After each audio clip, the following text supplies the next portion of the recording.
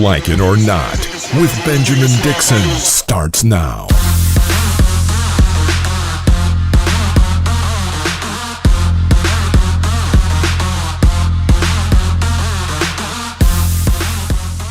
Good morning. Well, no, that's not my line. I almost. I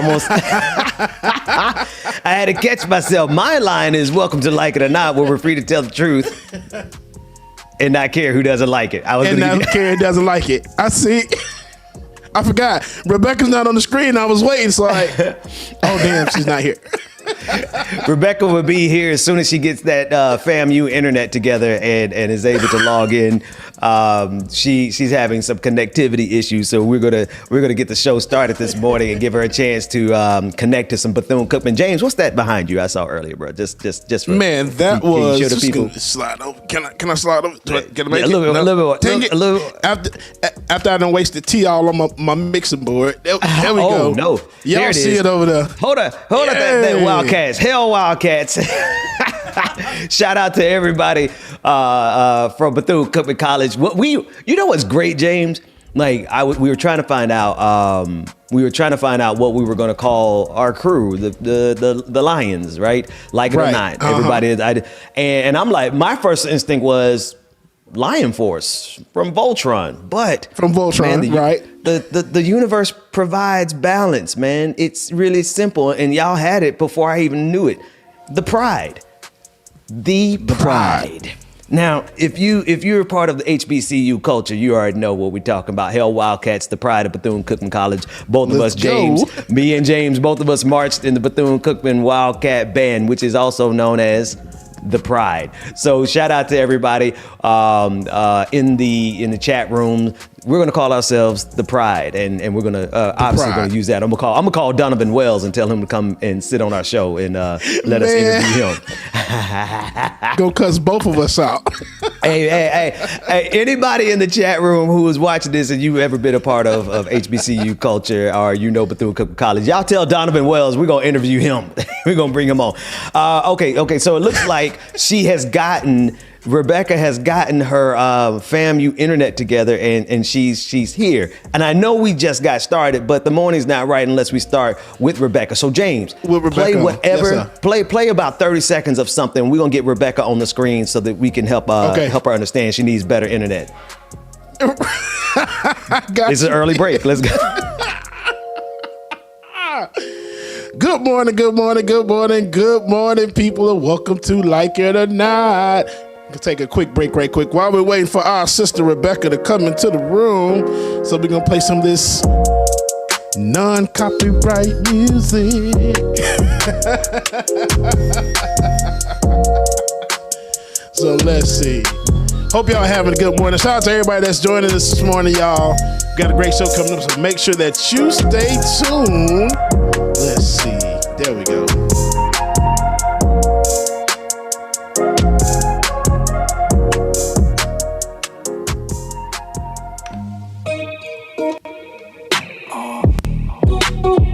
Oh, I can't wait for Rebecca to come on here. Right.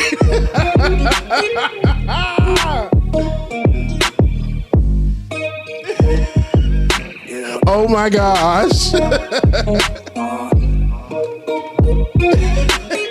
Were you already on? Come back weird. Yeah. Oh, because I came late. Y'all went on without me. Yeah, we started without you. Good morning. We try to start on time in the year of our Lord 2021. Welcome to Like It or Not, Rebecca. I'm here, but you know how things be with my internet. But yes, welcome to Like It or Not. We're free to tell the truth and not care who doesn't like it. That said, here's the truth. You got to do better than that FAMU internet, sis. We're gonna have to send you some Wildcat fiber optic cable. The people have heard you say this time and time again. I'm gonna say it every day. And yes, if you're not sending new internet services, please. No, why would I send it? Because then it gives me nothing to clown you about every single morning, right? But it also makes me late to work. No, it's still fun though. It's still great. We're gonna keep it going. Okay. Anyway, how you doing this morning, Rebecca? I'm doing all right this morning. I was doing 6 jobs trying to make sure I get my connection back in order. You had to be your own tech support, huh? Yeah, I don't have any stories about yesterday evening or this morning, so I'm just here. No weird dreams, no talking to yourself, and nothing. Look, because I done cleansed the house, prayed up, cleaned. Because I'm telling you, when you sleep in a really clean and together bedroom, it's like, your house is in order, your house is peaceful. Yeah. Them spirits is gone, okay? Like all that bad energy, you got to make sure you cleanse your home. Right. Did you sage it?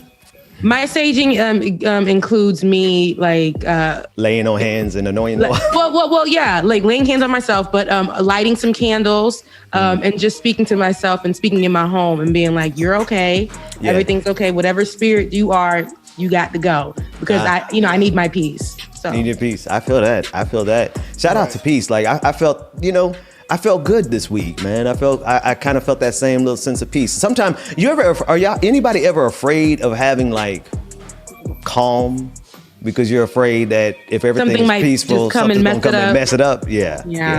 I live with that all the time. But that's anxiety. That's anxiety. Yeah, it really is. It is. I am a very anxious person. I deal with high levels of anxiety. So, but here we are. I'm more like Monk. You ever watch that TV series Monk? No? Okay. Oh, man. I heard of it. Yeah. Yeah, no, I mean, I never really got into it, but the few episodes I saw, I'm like, oh, no, that's me. I just hide it way better than that guy hides it. So anxiety is a mug. But anyway, I digress before we go down that rabbit hole and unleash my anxiety on this morning's episode. Have y'all been following the debacle with Ted Cruz and his...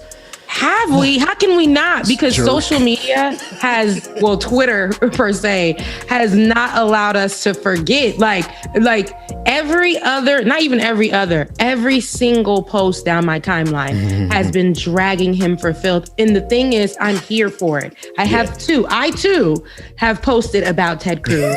And I also have grabbed this seed in my popcorn and just been able to read all these tweets. And listen, people have great points, but they also are the jokes are necessary too, because even though the jokes have a lot of truth to them, but it's so good. People have been taking pictures, and there's one picture of him at the airport where it says assistance from a distance, and they said that explains exactly what he's doing. Yeah. It has been, and it actually got worse because now he's blaming his daughters for going to Cancun. Like, where they do that at? Like, Ted Cruz, he let Trump call his wife ugly. Texas. So he about to he gonna let the world take the blame. Like, let his daughters take the blame. He's gonna blame his daughters and be like, it's because they wanted to go on vacation. Yet there are receipts that the New York Times brought up that his flight was supposed to, it wasn't supposed to come back now. He was supposed to return, I believe, on Saturday. So, it's all a lie. Everything he's saying is a lie. Of course, because we held his feet to the fire, because social media held his feet to the fire, because the constituents held his foot to the fire. Now he's looking like, I got to get back to my people. All I was trying to do was drop my kids off on a play day, all the way in Mexico to a place where I said I wanted to build a wall. And that's all I wanted to do was drop them off there. Yet, you really were going to save yourself. The same place where you're trying to build a wall from allowing Mexicans to come here and have a better life. So you are you all messed up.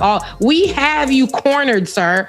And there's nothing you can do about it. You're the worst. You are the worst to your state. And here's the thing, it's people in Texas are really suffering right now. So obviously everyone knows the massive winter storm brought freezing temperatures and widespread power outages to Texas. People incarcerated in jails were left with no running water, no extra blankets, and just barely enough food. The officer claimed that the heat was quote unquote working fine and that people in his jails got 3 meals a day and extra blankets. But according to the people in those jails, they're saying that they're suffering. And this is while Ted Cruz is going on vacation, as many Texans have suffered through the past few days without any heat whatsoever, running water or electricity or any of those things combined. Ted Cruz and his family decided to leave Texas and go to Cancun for a vacation. Now, news of Cruz's trips emerged Wednesday night as pictures of him and his family waiting in the airport gate boarding a plane was starting to circulate around social media. But after the social media frenzy and outcry, Ted Cruz decided to instead come straight home from Cancun, and he booked a flight and got back to the States. Now, instead of admitting that he was going on a vacation, he instead blamed his daughters for the entire fiasco. Text messages from a group chat containing Senator Cruz and his wife, obtained by the New York Times, showed that the trip had been planned at a short notice. Messages repeatedly sent by Cruz's wife, Heidi, who he refused to defend against Donald Trump. Keep that in mind. Described their house as freezing and invited others on a group message thread to join them at the Ritz-Carlton in Cancun. No one else in the group chat appeared interested in this idea, though it had not deterred the Cruzes. Here's Ted Cruz speaking to the press as protesters chant "Resign" in the background. Take a listen in. So the question from the video on the cell phone was whether the decision to go was tone deaf. Look, it was obviously a mistake, and in hindsight, I wouldn't have done it. I was trying to be a dad, and all of us have made decisions. When you've got two girls who've been cold for two days and haven't had heater power, and they're saying, "Hey, look, we don't have school. Why don't we go? Let's get out of here."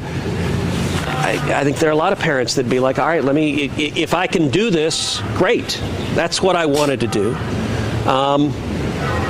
As I said, really from the moment I sat on the plane, I began really second guessing that decision and saying, look, I know why we're doing this, but I've also got responsibilities. And it had been my intention to be able to work remotely, to be on the phone, to be on internet, to be on Zoom, to be engaged on the beach. But I needed to be here, and that's why I came back. And then as it became a bigger and bigger firestorm, it became all the more compelling that I needed to come back, because our priority should be fixing this problem and making sure it doesn't happen again. And I didn't want all the screaming and yelling. Y'all were on the verge of a massive shutdown, minutes away from a massive power failure already, man. You knew what the hell was going on. Get the hell out Exactly. And then like he's like, I was just trying to be a good dad. Listen, bro, being a good dad means that you never put your children in harm's way like that. Why would you put them on a plane in a pandemic, first and foremost? Do they have the vaccine? I doubt that. Well, maybe they do, because he's a senator. So maybe they got access to the vaccine before anybody else. But then to throw his kids under the bus and say he was just trying to do it because he wanted to be a good dad. Man, listen, it's time for him to go. And he just won re-election, but people in the background were shouting, resign, resign, resign. And I think, Rebecca and James, I think it's just, I mean, these people don't care about us. So they don't give a damn about us. They don't. So they don't. These politicians, right? These people who are the leaders of these states. It's really sad. So let's start with him saying he wanted to be a good dad, because there's so many things I can unpack here just in that moment alone. He says he wants to be a good dad, but you signed up to be the leader of the state, the head of the state, right? Well, and you signed up to be that. So learn how to do that instead, right? Not instead of being a good dad, but you're a good father by being a good leader, by representing that you're standing in the place, you're grounded in the thing that you chose to be, right? Your daughter can look up to that, not her saying she wants to go to Cancun, not you blaming it on her, on both of your kids, that they wanted to go to Cancun with friends and you were basically chaperoning them all the way to Mexico just to come back, turn around right then and there. That didn't make any sense. So we caught you. We caught you in your lies. We've caught him before, but this right here is a pivotal moment, because your whole state is suffering. They're suffering. People are dying. This is not like some kind in the midst of a pandemic, right? This is what's going on. So it's. But I don't have any remorse for him. I know none. So yeah, he should definitely be resigning. But then I look at him. But then I do look at him, and hearing him speak reminds me of Biden just the other day when he was questioned about something. And the first thing he says is, me too. Like, he tried to make it personable. He made it about him. Me too. I got student loans. That's the thing about these politicians right now. They're doing this thing where they're just dismissing what the people are saying, right? And making it about them. I was trying to be a good dad.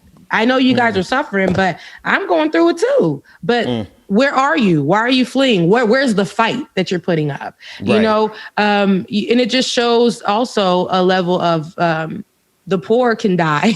And the rich can I got the means to escape and save myself. Yeah. So that's what I'm going to do. So it's like, it's a lot that we can unpack here. I mean, it's a huge it's a preview of what these sociopaths are going to do when climate change really starts effing us up for real. There will be mass migrations because of climate change. What do you think these rich politicians and rich billionaires and Wall Street, what do you think they're going to do? Sit around and have to actually suffer through this with us? You see this cat, it's his first opportunity. Ted Cruz jumped on a plane to go to the Ritz-Carlton in Cancun, Mexico. Like Mexico, the place where he wanted to build put up a wall. Where you want to put this wall here for a better life. So make it make sense. It's the irony of it all.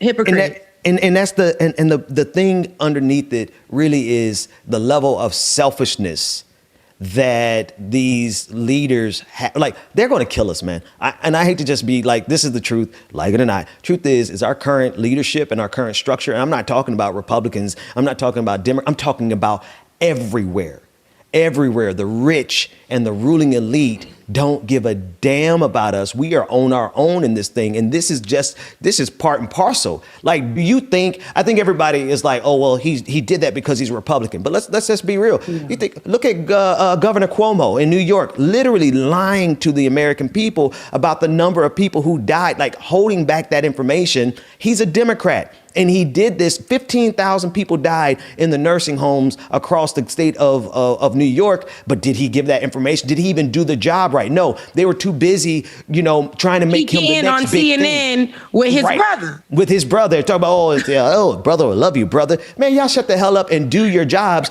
or else the people are going to have to get rid of you. Shit. Excuse me. I'm serious. I felt that way too, though, because I was thinking about that. I'm like, dang, I know they wanted to. This is the problem, though. Y'all too busy trying to relate and be human with us. We are past that. We are so past it. We are in the midst of a whole Pandora, okay? And ain't nothing, because people hate that they really thought I thought it was a panorama. But yes, we are in the midst of a whole Ponderosa, and in the middle of this, you guys want us to like you? No. How we can like you is if you really if you do your job, if you think about the people, because you are put in place because we thought you were going to think about your people, your state, help people. This is very important. We don't care if you. Yeah, we don't care if you got a little. We don't care if you got a little swag to you. We don't care if your grandfather. We don't care. We don't care anymore. It was cute for a while back then, but we got so much going on. It's how you can help us, how you can save us, how you can get our states, your local areas moving forward, how you can get us to come together and get up out of this whole thing. How? What are you doing? Because you going on CNN and kikiing with your brother about what your mama cooked, lasagna and stuff. Right, come on. It doesn't make any sense. Right. Meanwhile, people are like, we still ain't got these stimulus checks.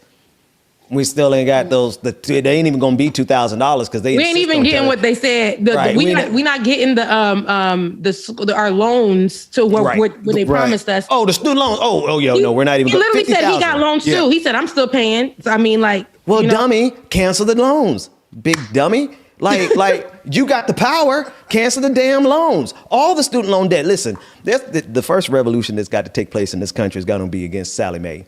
We shouldn't be paying that thing. You got to get her name correct. Whatever her new name is, you could change your name, Sallie Mae. We know who you is and we know where you at. And we... No respect on her name at all. But we're laughing about it. But seriously, quiet as it's kept, man. They gonna keep breaking promises, And they're going to find out that we are worse enemies against the Democrats than against anything else. Y'all keep making promises to us and keep breaking those promises. Now they're backing out. We'll talk about it later, breaking their promises with regards to deportations and ICE. You're right. They're breaking their promises in a lot of ways. And it's impossible for us to have the conversation about how pathetic Ted Cruz is as a leader and not directly connected to the fact that him being a jerk and him being a bad father, blaming his children for his crisis, him being a bad husband, not willing to defend his wife against Donald Trump. All those things are great and fun to discuss. But the reality of it is he's simply one part of a bigger, broader system that is continuously failing us at every single stop. And eventually the people are going to have had enough. Yep. Look, period. That's it. I mean, that's what we can literally go in about Ted Cruz all day. But you're right. The people have had enough. He's just one part, guys. Just one part. And even underneath him was that local mayor from the in Texas as well. And I forgot that town, but from a smaller area in Texas. And him. Now we have Ted Cruz on a major level. Then we have this other representative at the mayor level in a small town in Texas who's like, listen, y'all gotta defend yourself. The weak gonna die, the strong gonna live. He has to resign, but he literally disrespected his people and told them, like, you guys are complaining, but this is a time where y'all just gonna have to grab yourself by your bootstraps. One of those things. Survive and yourself. These are our leaders. So wherever we see, it's like it's these levels to it, but they're following each other. I actually got that. I'm gonna throw this in our Slack. Tim Boyd. Yeah. And I got Colorado City. You guys got to Dwayne. Please excuse the title of it. I'm gonna upload it now. My title is F Boy Republican. But the thing is. That's exactly what they are. When we get a chance, I want to talk about that specifically, Rebecca, because what he said was, I'm sorry, these people are going to destroy us and we're going to have to get rid of them, get them out of office. In the meantime, while you guys pull that up, I want to take a look at this clip. I believe this is the guy with the painted on beard trying to defend Ted Cruz. Take a look at this clip real quick. The painted on. We did reach out to Senator Cruz's office for confirmation here on what this was all about. But TW, when you look at this, we're going to criticize Gavin Newsom for going to French Laundry. We're going to criticize the mayor of Austin, Texas, for going down to Cabo San Lucas in the middle of a pandemic. And again, accent. Ted Cruz, not exactly apples to apples here, but he could be out there, helping out his constituents, right? Well, I, honestly, John, I'm not so concerned about where Ted Cruz is traveling to. I mean, in this day and time, we can communicate, we can get things done remotely. It's the hairline for me, because that got the Beijing all up on it. As I've heard, he may have a better opportunity to do it remotely. But the reality is this. There are people hurting in Texas right now. He's actually and part of the problem a little bit of is the economic that policy that's been promulgated by the Biden administration. If we want more of this Green New Deal, which is what this administration is really pushing, we're going to see a lot more of what's happening in Texas around the country. So I think that's why it's important that conservatives and Republicans unite against this Green New Deal. Because he's really giving an excuse for the reason that Ted Cruz left. And then he also said that, he could work remotely. See, these are people that these are the people that are trying to back him to make sure that they too have a safety net when he comes back. Like Ted Cruz gonna be like, my NIGGER, you was riding for me. You was riding for me. That's exactly what they do. But you say, wait. You mean to tell me that even in his attempt to have solidarity with a black man, he's not even going to be able to say the A. He going to reflexively say the hard ER. Good job, boy.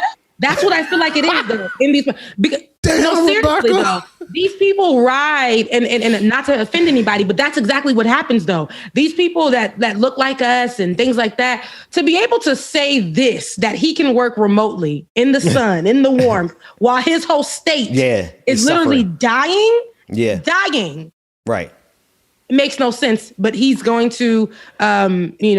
It's the Beijing. The Beijing is like soaking through his brain and infecting his brain cells because that. But truthfully, the truth is that they will always have exactly what you just said, Rebecca. They're going to have a safety net to catch them, and the question is that safety net big enough to let him remain in power? right? If Ted Cruz in this moment remains in power, then he will know clearly that he could do like Donald Trump, stand on Fifth Avenue and shoot somebody and get away with it. Dwayne, do we have that graphic ready yet? I threw it in the Slack, but I want people to really look at how far this derangement goes. This is Tim Boyd, and Rebecca, this is what you were talking about. He said, let me hurt some feelings while I have a minute. Oh, he thinks he's a badass. Okay. No one owes you or your family. Okay, folks, can we look at the R? He posted, this is a mayor of a city, and he said, no one owes you Texas R. accent. His Texas accent. He A-R-E. Or your family. Or your family, anything. Nor is it the local government's responsibility to support you during trying times like this. Actually, that is literally the purpose of the government. He said, sink or swim. He says, sink or swim. It's your choice. The city and county, along with power providers or any other service, owes you nothing. I'm sick and tired of people looking for a damn handout. If you don't have electricity, you step up and come up with a game plan to keep your family warm and safe. My God. Let's bring this off the. I mean, he goes on and on and on and on and on and on, but it just shows you. It shows you the level of disrespect. A couple of things in there, but, right? A couple of things in there. You're going to stop cutting me off, Rebecca. Yeah, you cut me off a few times earlier today, but we won't. We won't. No, the point though, the real problem here is that this is a person who literally was elected to do exactly what he's trying to convince us that they have no responsibility to do. If the government does not provide for the people during crisis, we should not have a government. If a city cannot provide for the people in the crisis, why the hell do we pay taxes? If a county or a state cannot provide for the people, what the hell are they taxing us for every single year when we pay our income taxes, state, local, federal taxes, sales tax? They're taking our money at every single turn, and they're trying to convince us that in actuality, they don't owe us anything. You owe us a whole lot. Let me stop. Because these clowns don't need to resign. We need to chase them the hell out of town. That's what we need to do. Every single one of them. Every one of them, including Democrats who are breaking their promises at this moment. I have zero tolerance, zero patience. I don't care if you are. I voted for Joe Biden. Damn it. I lost support supporting Joe Biden. I lost actual money supporting Joe Biden because I felt like we had a better chance of survival as a human species if we got rid of the orange clown in chief, the white supremacist in chief, right? But you ain't gonna get us to sign off on Democrats neglecting us every single time we look up, not living up to their promises. So I don't care. I simply do not care what party you are a part of. If you're not helping the people, we're coming for you. Let's go to a break before I say something else. I wasn't ready. I wanted to add something in there. See, I let you go ahead and filibuster. Ain't no filibuster. You were speaking some truth. You were in the house today, right. Pastor. You were. I ain't worried about you, Rebecca, and that Robin Hood hat you got on. And I think it's really cute. My mama gave it to me. It is dope. It is dope. But it does remind me of Robin Hood. And Robin Hood was pretty cute. Robin Hood was he was pretty chic if we could put that outfit into today's day. But listen, what I wanted to talk about, since you were preaching just now, was the fact that Tim Boyd also tried to use religion to support his BS. Is that in that same post? Yes. He said, folks, God has given us... Bring it back up. He said, folks, God has given us the tools to support ourselves in times like this. This is sadly a product of a socialist government where they feed people to believe that the few will work and others will become dependent for handouts. Am I sorry that you have been dealing with electricity and water? Yes, but I'll be damned if I'm going to provide for anyone that is capable of doing it themselves. See, Rebecca, there's a reason I wanted to go to break, because I need to find out where this cat is now. Tim Boyd. Well, he's now resigned. But here's the thing. Oh yeah, he's nowhere. He's now resigned. But here, I pointed that out. But that's not good enough, man. That's not. I'm sorry. At this point, like, he's had that power, and he's listen. These people are going to destroy humanity. They will literally stand by and watch as the oceans rise, as the temperatures become unbearable, and they're going to jet off. Why do you think Jeff Bezos is now, he's left Amazon and he's focused on rockets and space? That's because they know they're about to destroy this planet and leave all of our poor asses here to fight each other to try to survive. I'm sorry, like it's almost time. It's almost time. We've been as patient as we can with these people, but they're going to destroy us if we do not break ourselves free from their control. Okay, you know what? Ben done took over by my little piece. Listen, Bubba, take us to break. Your piece. Take us to break. That was my story I threw in there. I threw like 5 different things about Ted Cruz in there. Child, you were late this morning with that Bama internet. I was late because my internet, but here you go. My boss is complaining about my internet. My boss is complaining about my internet. I only pay for what I can afford. You better talk to them other people around there. You better talk to them other folks who them corporate slave masters that try to pimp the whole system. Go to break, James. We got some guests coming up after this.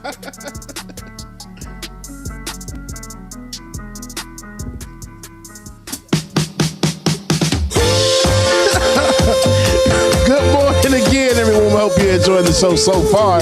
Make sure that you stay tuned. We have some really good guests, great guests coming on very momentarily here. So let's see what we got. Shout out to everybody that's in the chat room. Good morning, Mama. I see you in there. Good morning, Susan. Hope y'all are enjoying this. Hey, make sure that you hit that like button, hit that like button, hit that like button, y'all.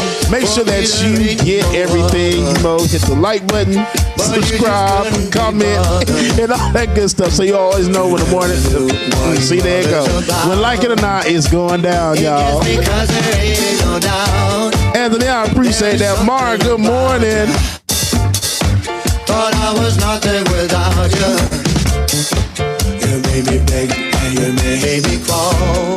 Andy, good morning. You played me and you made me fall for you. Brand, good morning. Bubba Lord. You're no good, still I'm loving you. Nat A, good morning. But I made up my mind.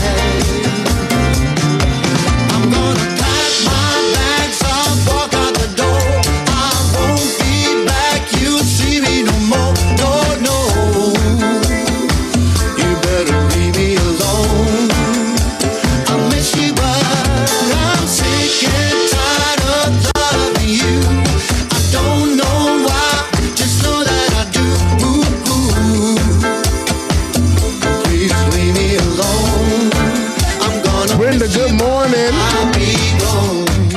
Oh yes, y'all.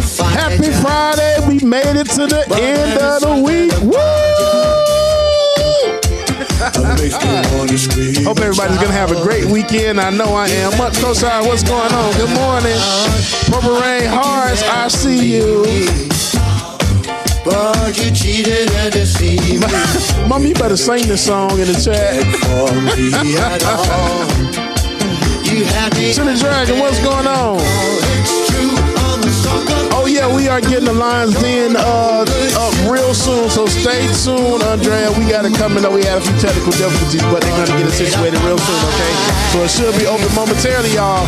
Shout out to the line in and shout out to the bride. I won't be back. You'll see me no more. No. You better leave me alone. I miss you, but I'm sick and tired. Yeah, so when I tell you, D. Barnwell, what's going on? Like, I really forgot that it was Friday myself until just then. Like, wait a minute, it's Friday. Please leave me alone. I'm gonna miss you, but I'll be gone. You left me stranded, looking like a fool. Chuck Diesel, shout out, brother. All those nights alone in our bedroom.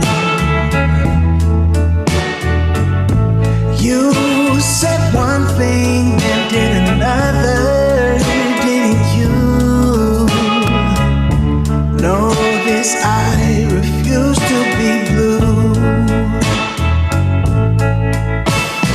Don't try, don't try to deny it.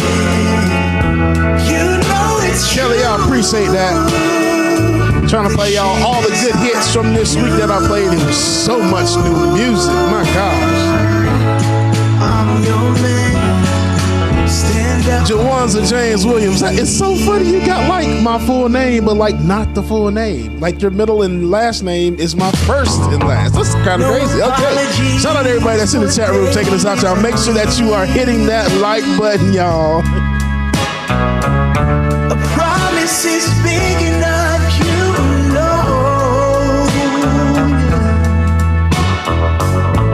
you can at least try. My co-star, we wish this was Smokey Robinson. Yeah, it's giving Smokey Robinson. It's making me miss people it's making me miss the man on the train that I seen years and years ago that I locked eyes with that I will never know. Don't try. That happens to y'all too. Go home. Both of y'all go home, okay? I didn't say that. I'm just. But has that ever happened to you before? Where like, oh yeah. This was back when I lived in New York and I used to ride the subway. I used to really fall in love with people for like 5 minutes in that miserable behind. That place used to be miserable, bro. But just people around me were so miserable. But I used to lock eyes with somebody on the train over, and we would just look at each other like, I ain't never gonna know you. You ain't never gonna know me. But I love you. That moment. Yeah. But I love you. Actually, I don't know you, but I love you. I did that before, and I ended up marrying that woman, so it works out sometimes. Rebecca, I got to cover my ass at all points. Go ahead, Rebecca. What's next? I was like, that's not the same. I said it's you never seen again. Y'all ain't gonna get me in trouble. Y'all ain't gonna get me in trouble in my household with taking me into conversations I should not be having, remembering stuff. What? Do you think that Jada didn't have a life before you? Like, what are you saying? No. I'm saying I did not have let the record reflect. I knew nobody. Like, there was only one person. No, anyway, joking. Anyway, let's go to the next story, Rebecca. Look, okay, it's you. You're digging that rabbit hole. Okay, but I wanted to show you guys. We wanted to show little kids are so precious. Black babies are so beautiful. I mean, all babies are beautiful, but something about these babies with the curly froze, and it's just so cute. Let's take a look at this beautiful baby girl as she takes on her impression of Stacey Abrams. My name is Stacey Abrams. I know you heard me. I was the first Black woman to ever run for governor in Georgia. I lost, but I registered over 800,000 new voters. You better talk, sis. Was very helpful by the Curry lashes.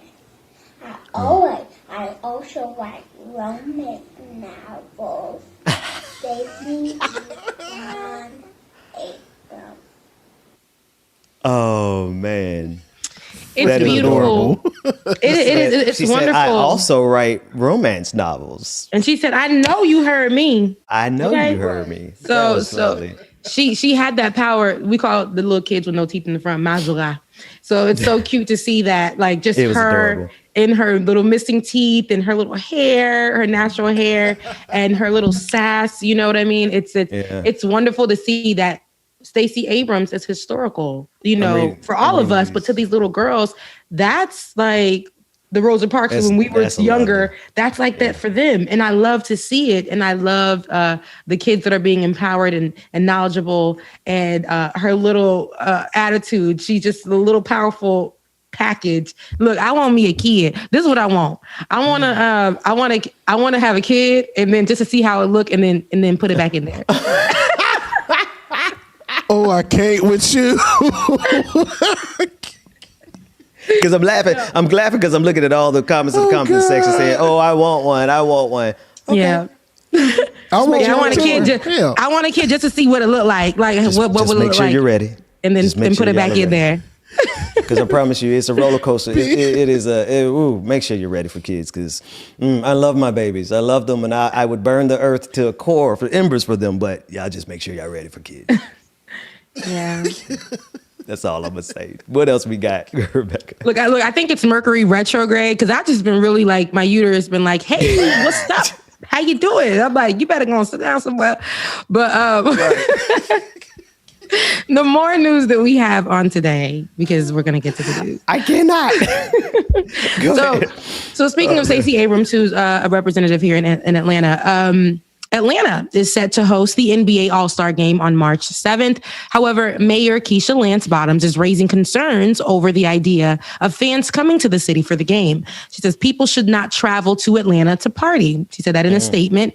Bottoms also said that there will be no NBA-sanctioned events open to the public and that the city strongly encourages local businesses not to host events in the city related to this game. LeBron James, Kawhi Leonard, and others have spoken out to express their unhappiness about the idea of playing an all-star game during a pandemic at all. The NBA told teams Monday that strict protocols will be in place for the all-star events. So it's interesting. I want to start here because the other day I was on social media and I did see this story come up. And it's funny because a lot of people don't understand that Keisha does have power in Atlanta, her area. People look at her as just a face, just a placeholder, just a representative here, right? Just that's all she's worth. But I'm like, they're saying like she can't even do anything. Remember when, because they were coming at me because we were having this conversation. They were saying, remember when she tried to do anything? Because I said, Keisha, hush. If you're not going to really do nothing about it, you got to shh. Because the whole pandemic, Atlanta been open. Except for 1 week, one day, when you decided to fight for a mask mandate, I believe. And of course, there was pushback by Kemp, right? Yeah. Who tried to sue you on that. But you fought for it though. You kept on going. You stood your ground on that. Like, y'all gonna wear these masks. So I was telling people that yes, she has power. She fought and stood her ground on that. Even though he was trying to sue her, they dropped the lawsuit eventually, and people had to wear their mask. The mask mandate was put in place. So she has power. They wanted to say, "Oh, it's Kemp causing her to do this." No, it's not. It's not. She can definitely do more than just make a statement and say, don't party. They're still going to come to this city. They're still going to come to this city for the All-Star game. I'm not feeling the fact that Atlanta been open this whole entire time. And now you just want to drop a statement and say, just don't come and party. I think I saw on Instagram, like they're already advertising the $1 million thing at like the Magic City or one of these clubs that they did last time they had this. And I think it was when the Super Bowl was here in like 2 years ago, right? And they had this big thing where all the stars win. They're advertising something like that right now for the city of Atlanta. So I hear what Keisha is saying, but sis, don't put it on the people.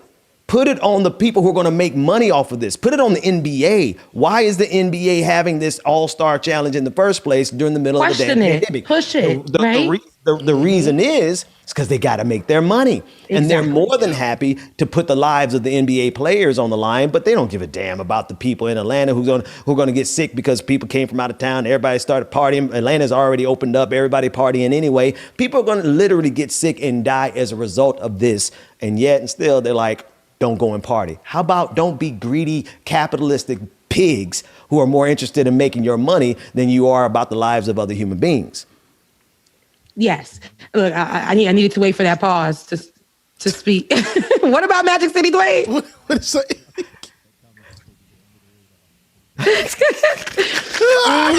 Look, but anywho, no, seriously though, all of that to say, like all of that, yes, look, yes, Ben. They're greedy capitalists, and I believe that Keisha does fall in line with that because she did open up Atlanta because the money needed to be made. You know, they needed our dollars, especially where the money at the time. reside. Yeah, where the money resided, especially at a time when we just got our stimulus checks. So, and then we have the representatives, because people ain't gonna listen to Keisha, right? But they gonna listen to T.I. T.I. who said, don't come to Atlanta, it will come to. I don't get it. I don't understand it. You listen to him, who literally will go into a booth or a place with Dave Chappelle, where Dave Chappelle says, y'all don't wear no mask over here.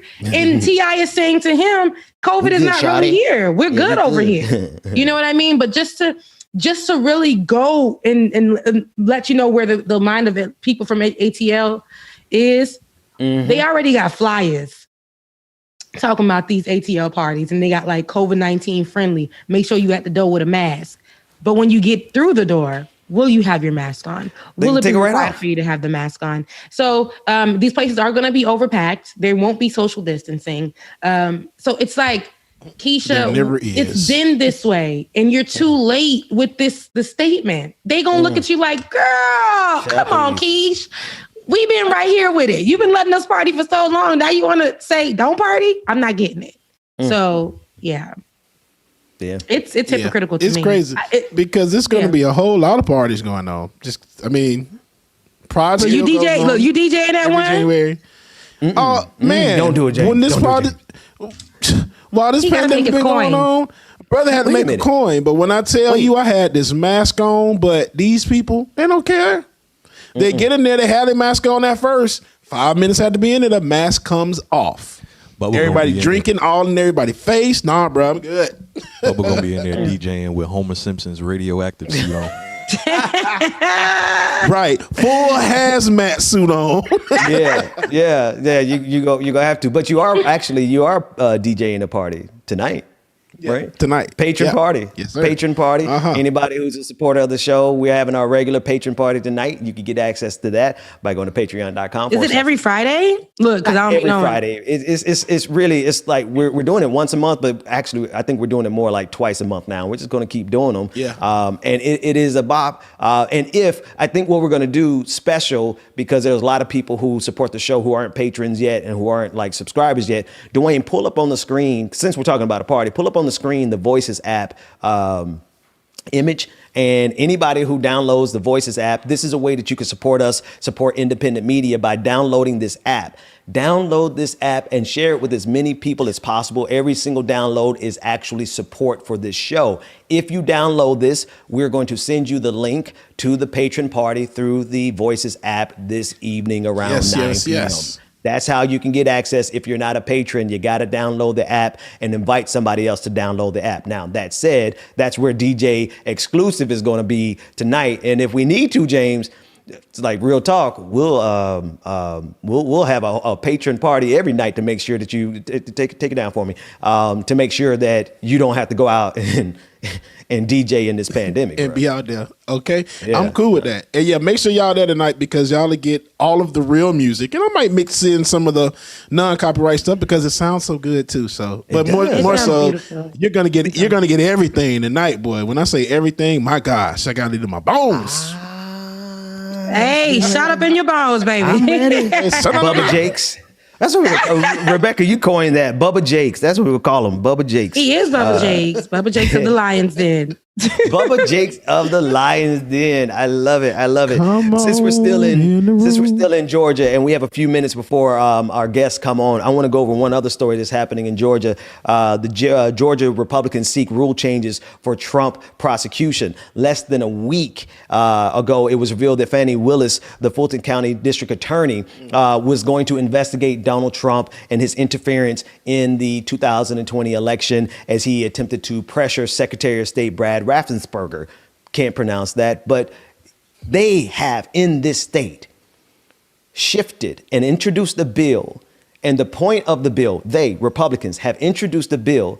And the point of the bill is to make it so that any crime associated with election tampering now requires a grand jury.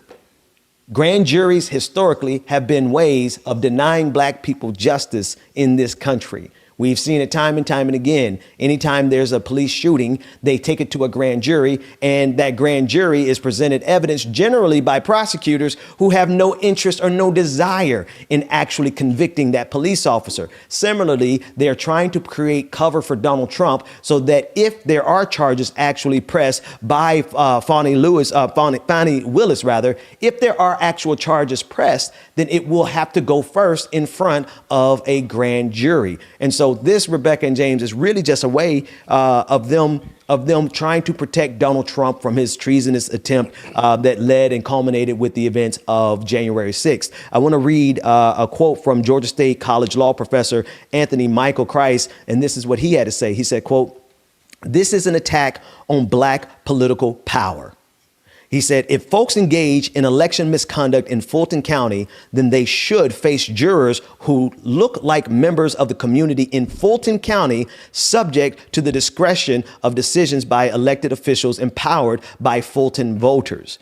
So in other words, it's like, even if they're doing a grand jury process in this, which this bill is presenting, they're presenting it in a way that they're not going to be held accountable by the very people they're trying to disenfranchise. So I agree with this. This is 100% an attempt to attack black political power, particularly in this state, because it was black folks, particularly DeKalb County and Fulton County, that turned this state blue. The bill is unlikely to pass since it required 2/3 of the Senate to ratify, but it really shows us that these folks don't have any intention in dealing fairly or in good faith. If the system is used against them in the way they don't like, then they try to change the system and they try to break the rules and break the laws so that they can maintain political power. I don't know what y'all think about this, but this is, I mean, it's to be expected, but it's also, it just shows us really that we're dealing with people who don't care about us at all. So are they, it sounds like they're not only requiring the grand jury from Fulton County anymore. It sounds like they're requiring it from all counties. From all counties. And they're trying to dilute. That's what they're trying to do, is they're trying to dilute the voices of black people. Yeah. Because if it's only in Fulton County, we know. They already So they know. they gotta start reaching out outside the parameters, like the Metro Fulton County and then the other counties where the people look just like them, to come in and be a part of that jury. So, and that's the strategy. It has always been a strategy to neutralize collective black power, right? It is the same spirit behind all of the gerrymandered districts that we see, right? If they see a collection of black people with power, what do? They go in and it's actually called cracking the district, right? They'll crack the district open and then they'll split it up and they'll dilute our power so that now you have all the black power concentrated in just really narrow swaths of land, right? Where a congressperson from a particular district will have to travel the entire side. Like, take Florida, for example. The gerrymandered districts in Florida, you have to drive from like northern Miami all the way up to like northern West Palm Beach to encapsulate some districts that are black. And that amount of dilution of our black political power is exactly what we're seeing here. What they're trying to do is literally take away our ability to have control over our own political destiny by taking away our power to hold these people accountable. And they know they can do it by simply diluting it and putting in enough white conservatives who, no matter what Donald Trump did, they would never hold him or any other Republican accountable. Look, period. I love it. That's it. Like, this story, okay, like this story is to me, it just shows that the system is going to always find a way, because this is how the system is created. They're going to always find a way to favor their folks, especially when they have folks that work in the system that support what Trump was. And they're going to make sure that they're going to put it in his favor. This is nothing new. This is something that they will do. They will stretch it. They will pull all the cards out and say that it's okay. Say that this is normal when indeed it's not. But and we're in Georgia, so they're mad. They big mad. Can y'all imagine? You think about how some of these folks are running around here like, I can't believe that we lost Georgia to these coloreds, right? They are is that why mad, is the lip go up like that for real? The lip go up like that?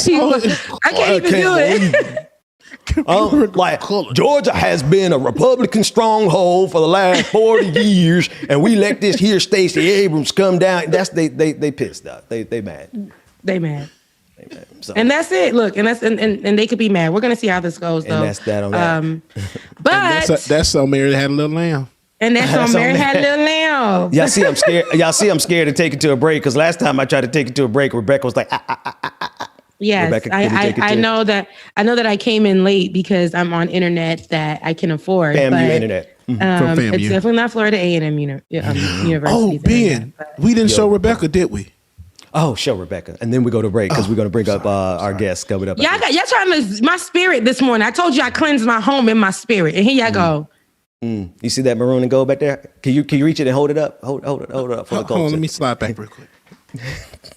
We're going to take time for this. I know people listening can't understand what's going on, but what he's holding up is a very stylish Wildcats Letterman jacket. It's Cookman University. I don't think anybody's seen that before. It definitely looks. What's so funny is my high school actually rocked these colors, and we were Wildcats as well. There, yeah, we're blessed. So you already know. No, it was a predominantly. It was in the middle of nowhere where black people didn't know their identity. It was just weird. It was weird. Mute his mic, Dwayne, because I'm about tired of that bald-headed man. Mute both of these bald-headed men. Mute their mics, because what you're not gonna do. Your bald-headed university. What you're not gonna do? My university got edges and hair draped down its back.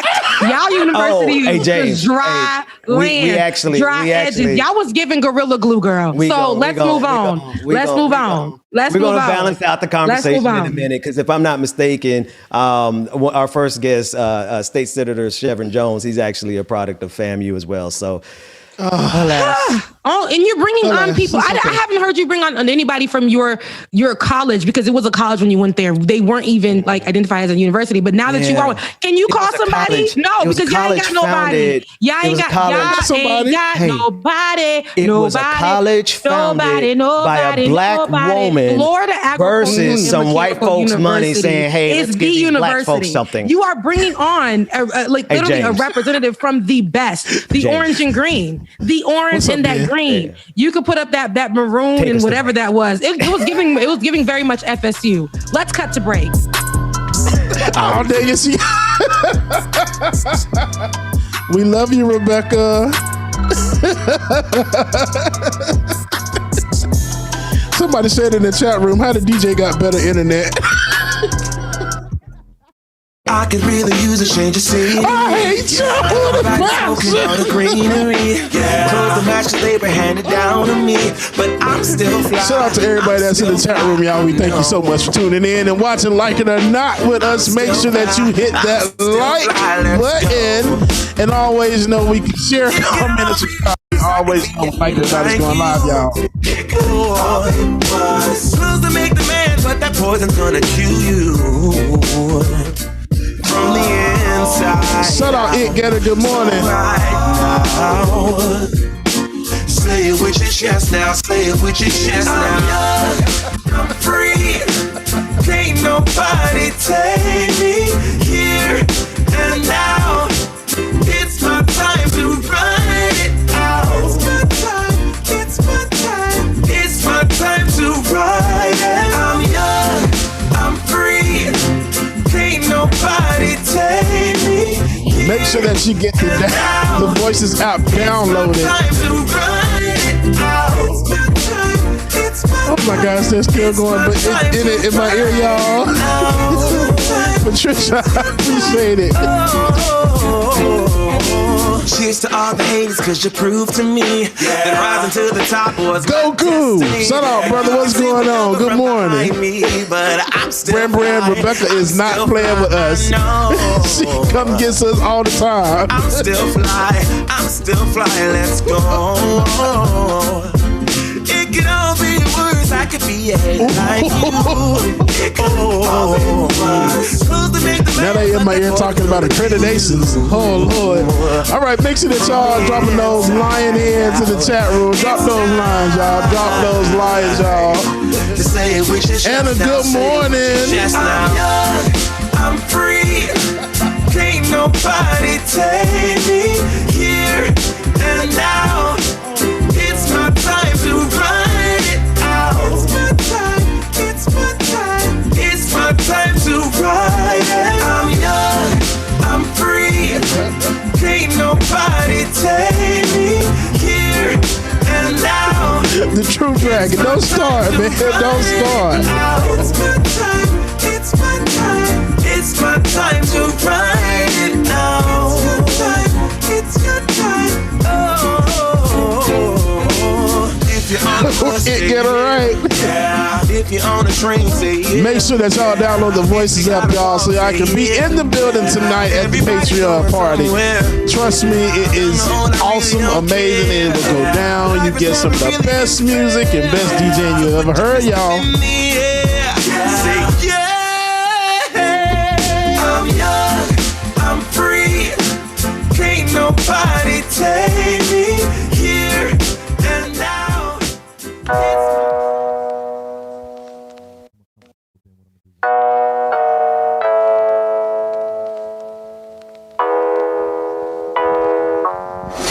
Why don't you get it by now? Tell me what you learned in grade school. Give it to me like you want it. Did you forget that golden rule? Why is it one-sided? It should really be give and take. Fill you up and leave me empty. Baby, was that my mistake? Covering these feelings, going through changes. I'm just so mad right now, I can't even think straight. So I'm The True Dragon, that's right. I got that vibranium internet from Wakanda. I didn't get it. Rebecca's in Tallahassee. That's because I told you, and I keep putting that out there. I'm only going to pay for what I can afford. It's a whole panoramic. I have no. It's a pancake, Rebecca. It's a whole pancake. It's a whole pastime. I do know. I have no words, Rebecca. I don't even know what to say. Panoramic. Anyway, welcome back to Like It or Not, folks. I'm excited to be joined by a very long-time friend of mine, but more so than being my friend, he is a state senator for the state of Florida, the 35th District of Florida, Senator Shevrin Jones. He's the founder of Lead Nation, a nonprofit dedicated to education, mentoring, service, character, and public speaking for middle and high school students, and he's the executive director of Florida Reading Corps. Senator Shevrin Jones, thank you so much for joining me. How you doing? Senator, you got to get it right. That's a rattler right there. Get it correctly. Thank you. Okay. Well, I mean, since she started, see, I try to throw in the white flag at the beginning of the segment. Simply we ended the last segment. We ended the last segment with these people. But Rebecca, did I not surrender? I said well, for the sake of the you got segment, me fired up. But the Lord works in mysterious ways. He done brought this rattler on. Oh, Jesus. I love this. I mean, we can talk about this all day if we desire to. No, let's get to the. You are a proud graduate of Florida A&M University. Salute. Wait, Ben, it's the Florida A&M University. Put some respect on it. That Florida A&M University. We'll take that too. That the listen. Florida A&M. No, here we go. No, but we will get back to the sibling rivalry that is. And let's be real. Like, the sibling rivalry is real because we get real angry when we talking about Bethune-Cookman and Florida A&M. We like me and Rebecca. We love each other, and we've known each other for years, and we love each other. But we'll come to rhetorical blows over our schools, respectively. That said, I want us to turn all of that rage that we have in our sibling rivalry against the people who really deserve it. Senator Jones, I was going to bring you on the show and would have you back at any time. But you said something on Twitter last night that I think is really poignant, and it is rooted in a clip of Governor DeSantis. Death Santis is what they're calling him now, because he has demonstrated time and again through this pandemic that he has no regard for human life. And before I read what you said, I want to first play the clip of Ron DeSantis in this press conference so that everyone can see exactly how repulsive this human being who is occupying the governor's mansion in Florida actually is. Take a look at this clip. But look, I mean, if Manatee County doesn't like us doing this, then we are totally fine with putting this in counties that want it. And we're totally happy to do that. So anyone that's saying that, let us know. If you want us to send to Sarasota next time, or Charlotte, or Pasco, or wherever, let us know. We're happy to do it. Now, to be sure, he's talking about the distribution of the vaccine.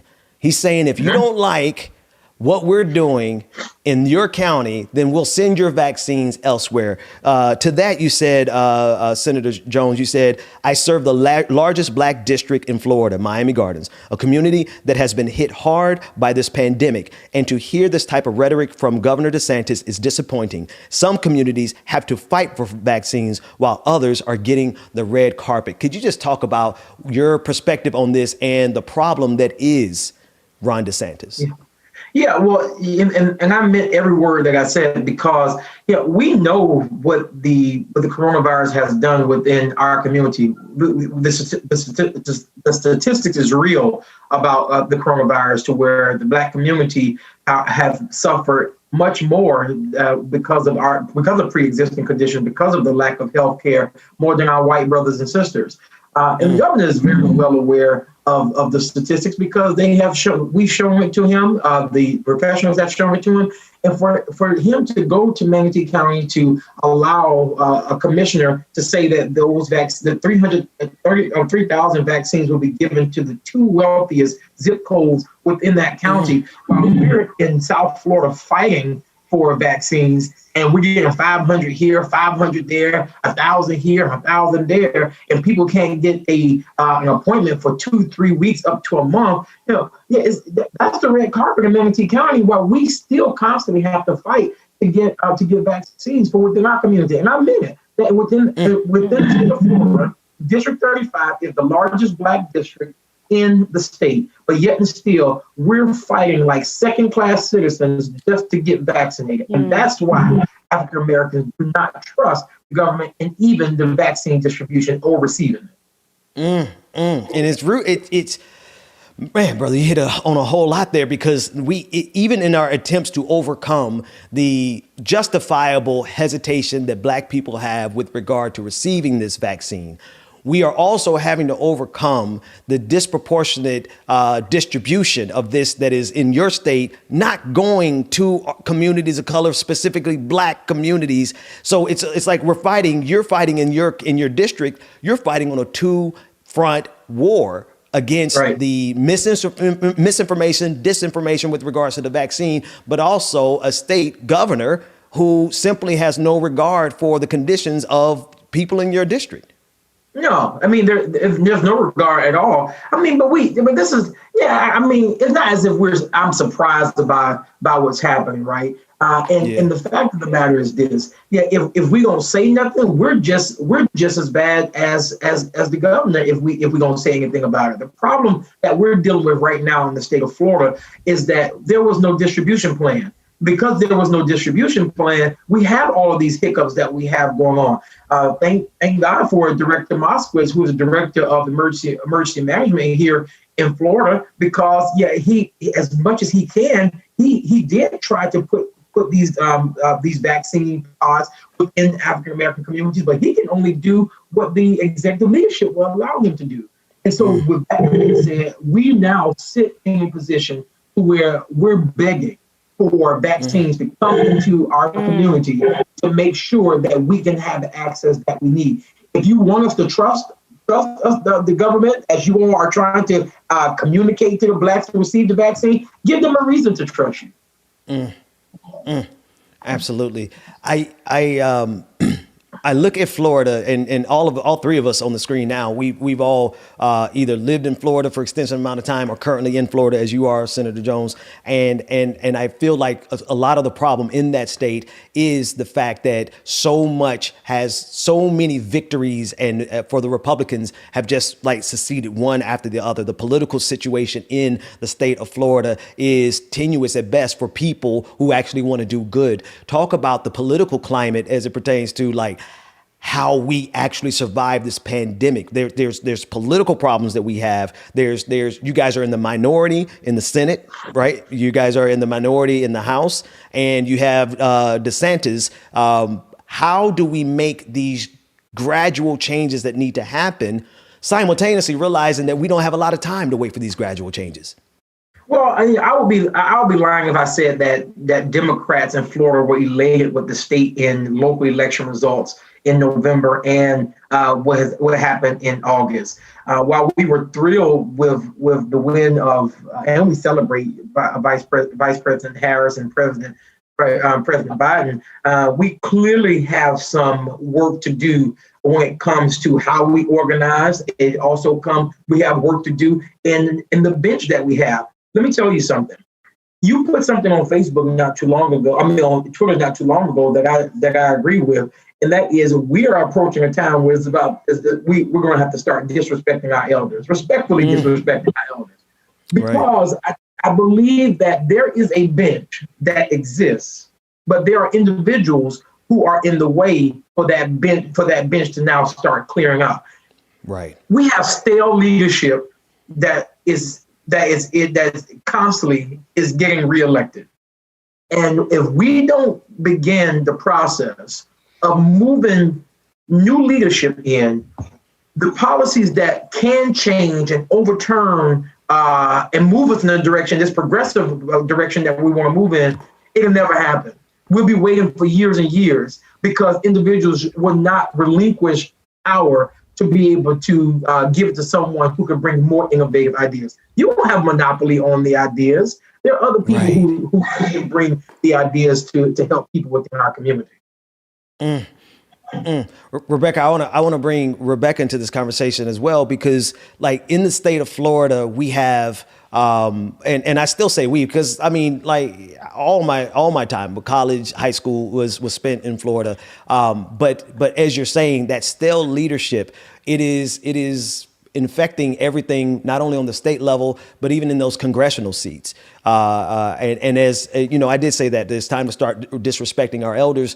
And you took it exactly the way I want. Like, it's time for us to start moving that generation out of the way, not because they're older, but because exactly what you described is stale leadership. And Rebecca, I know, like, you know, in your time in Florida, you've run into some of these same problems that people are dealing with regard to leadership, failure of leadership not only for African-American communities, failure of leadership in terms of the Haitian community in Florida. It is indicative of exactly the problems that we're facing in Georgia, if you ask me.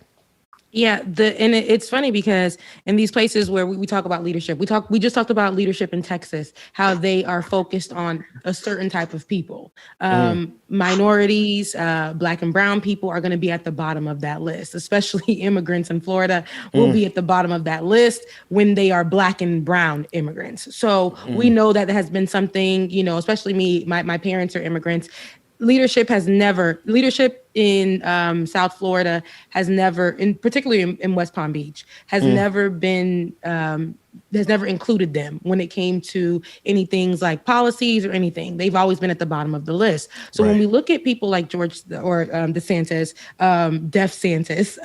when I was watching him speak, what's funny enough is that although we don't have Trump anymore as the leader, just in his mannerisms, you know, and how he's holding his hands and how he's talking to the people, speaking down on them. And because they didn't like something, he says, if you didn't like it, I'm going to reprimand you some more by just taking it away and giving it to the other communities that accepted it. And that's not how you speak to people. That's not how you speak to people that are questioning you, rightfully so, and who are holding you accountable. So that just goes to show that leadership, you know, we have to start looking at who we have in place, which I think we are starting to, but this right here, focus on what these people are saying. Yeah. This is a whole Pandora's box. You know, we're in the middle of a pandemic. So, and this is how he's looking at the community. He says, this is supposed to be somebody that's supposed to be listening to the people, following what they say, seeing how he can help, seeing how he can take what they say and start developing policies and developing plans, right? That's why we put you in place. But you're just like, I made a decision. Y'all don't like it? I'm gonna take it away and go give it to people who look like me. Right. So this is where the problem lies. Yeah. Senator Shev? Well, listen, period. There's nothing for me to say. Point blank. Wait, that's what I just made. Period, point blank. Florida A&M. It's a Florida A&M thing, you know? Jesus, here we go. But the one thing that you said in there, Rebecca, that because the Trump is gone, but Trumpism, Senator Shev, Trumpism isn't gone. That's real. It's alive. Trumpism is alive and well. But I will say this, that there is a place that we're in right now politically to where the Republicans are now having to find themselves. They're trying to figure out, are we Trump or are we the party before Trump? And it's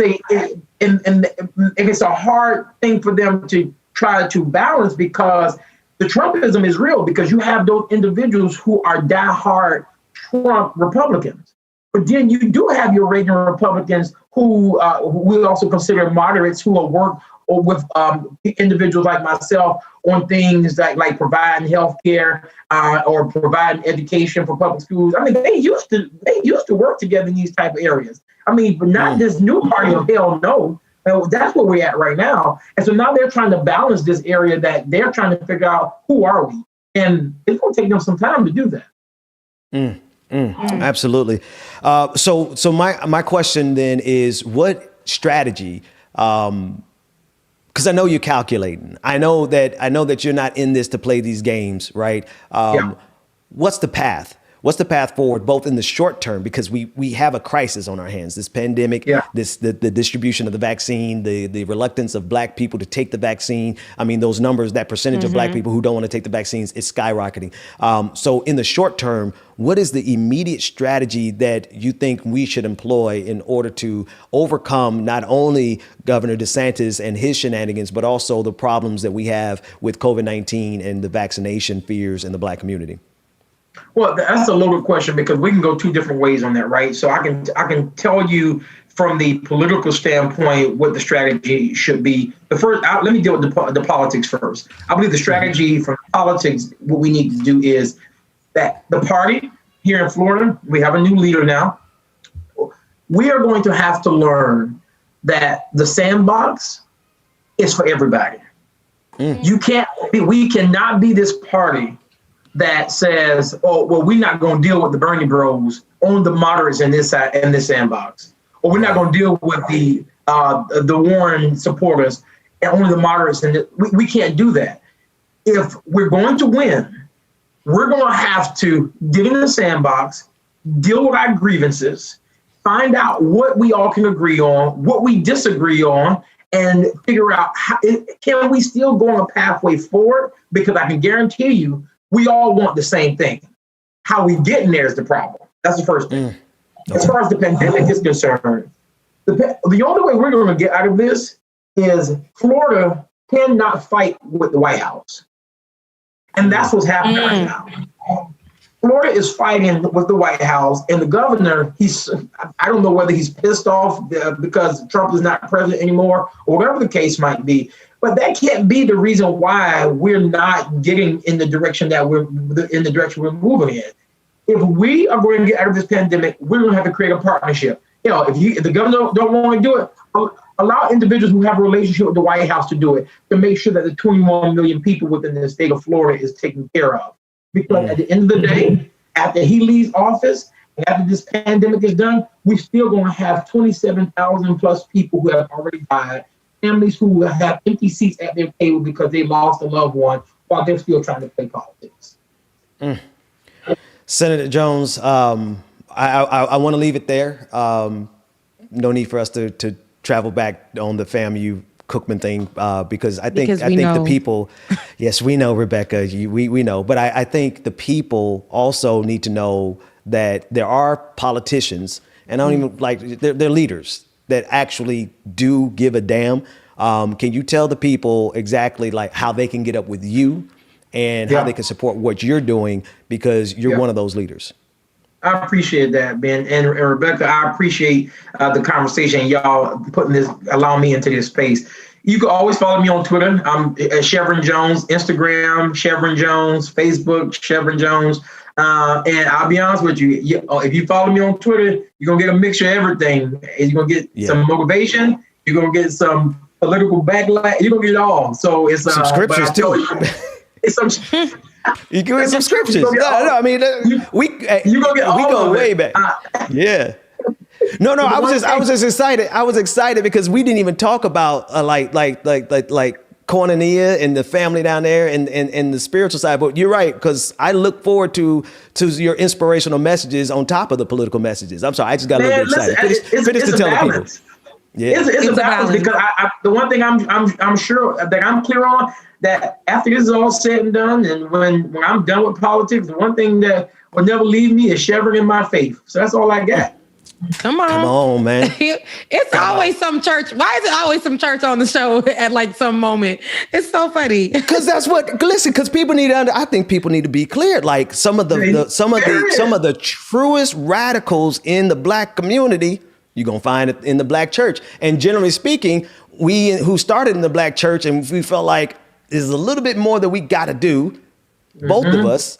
We all, and then Rebecca, you too. We all came out of it, and we're doing this work here. And Shevrin, while we're doing it in media, you're literally doing it, working your way through the channels of political power. Because of, honestly, if I had to assume, and you could speak for yourself, what motivates you is your faith.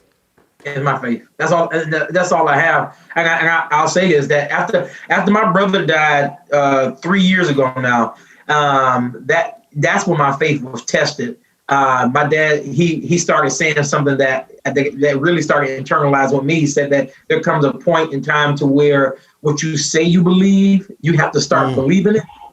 And that hit me 3 years ago. And so now I use that as my catapult in a lot of different areas. Even when I was running for Senate, as much as my opponents came after me and they did all this stuff to me, that was the one thing that I kept saying to myself. When it's time to believe it, you better start believing it. And that's what I did. Some people ask me, what's my next move? I said, I'm going to move as high as the people take me. I'm going to move as high as the people take me. Enough said.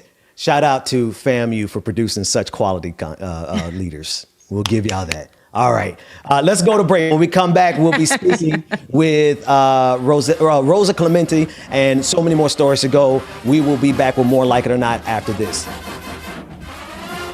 Is that Hell Wildcats out here in the background? The disrespect. Shout out to Senator Shevrin Jones. We appreciate you so much, sir. Oh yeah, I played it earlier as well too. Y'all will play it on the. Y'all hear it on the replay.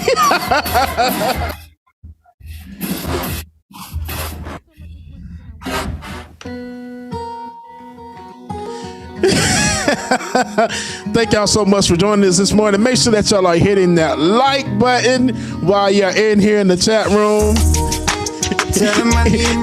It get a 9. Yes, I did. I had to do it. I had to get them. It was too many rattlers on the screen, so I had to just make sure my brother PM was covered. I know my value. Ooh, Mark Harp. Ooh, somebody get Mark Harp out of the chat room. I'm just playing. Shut up, Mark Harp. That sounds like you a rattler. Keep it tight, don't let nobody get close to me. My heart is right, don't question my integrity. No, I thought we would be just fine, and I thought your heart was like mine, but let me find out you've been going around throwing shots, running plots. Come on, man, tryna block my blessings. No need for comparisons. What's from me won't be from me. Shout out to the Wildcats in the building. Yeah. And I guess shout out to FAMU as well too.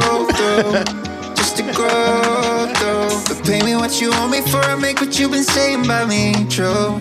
We came out of Bethune-Cookman College, Rebecca. Tell them I need my money right now. Brought me the juice, they stole out my crown. Sorry to tell you, I know my value.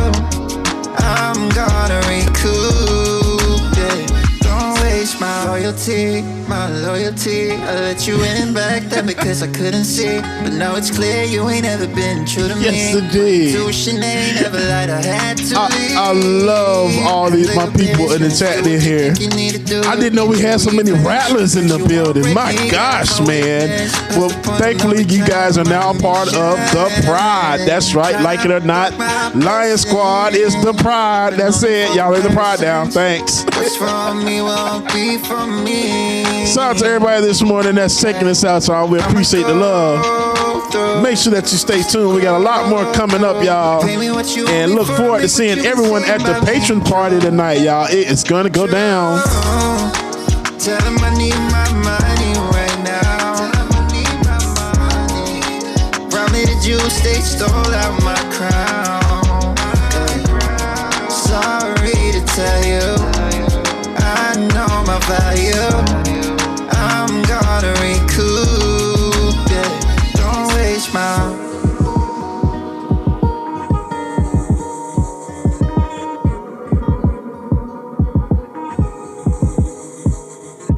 How you gon' lie when you look me in my eyes and you show me your facade? Show me your facade.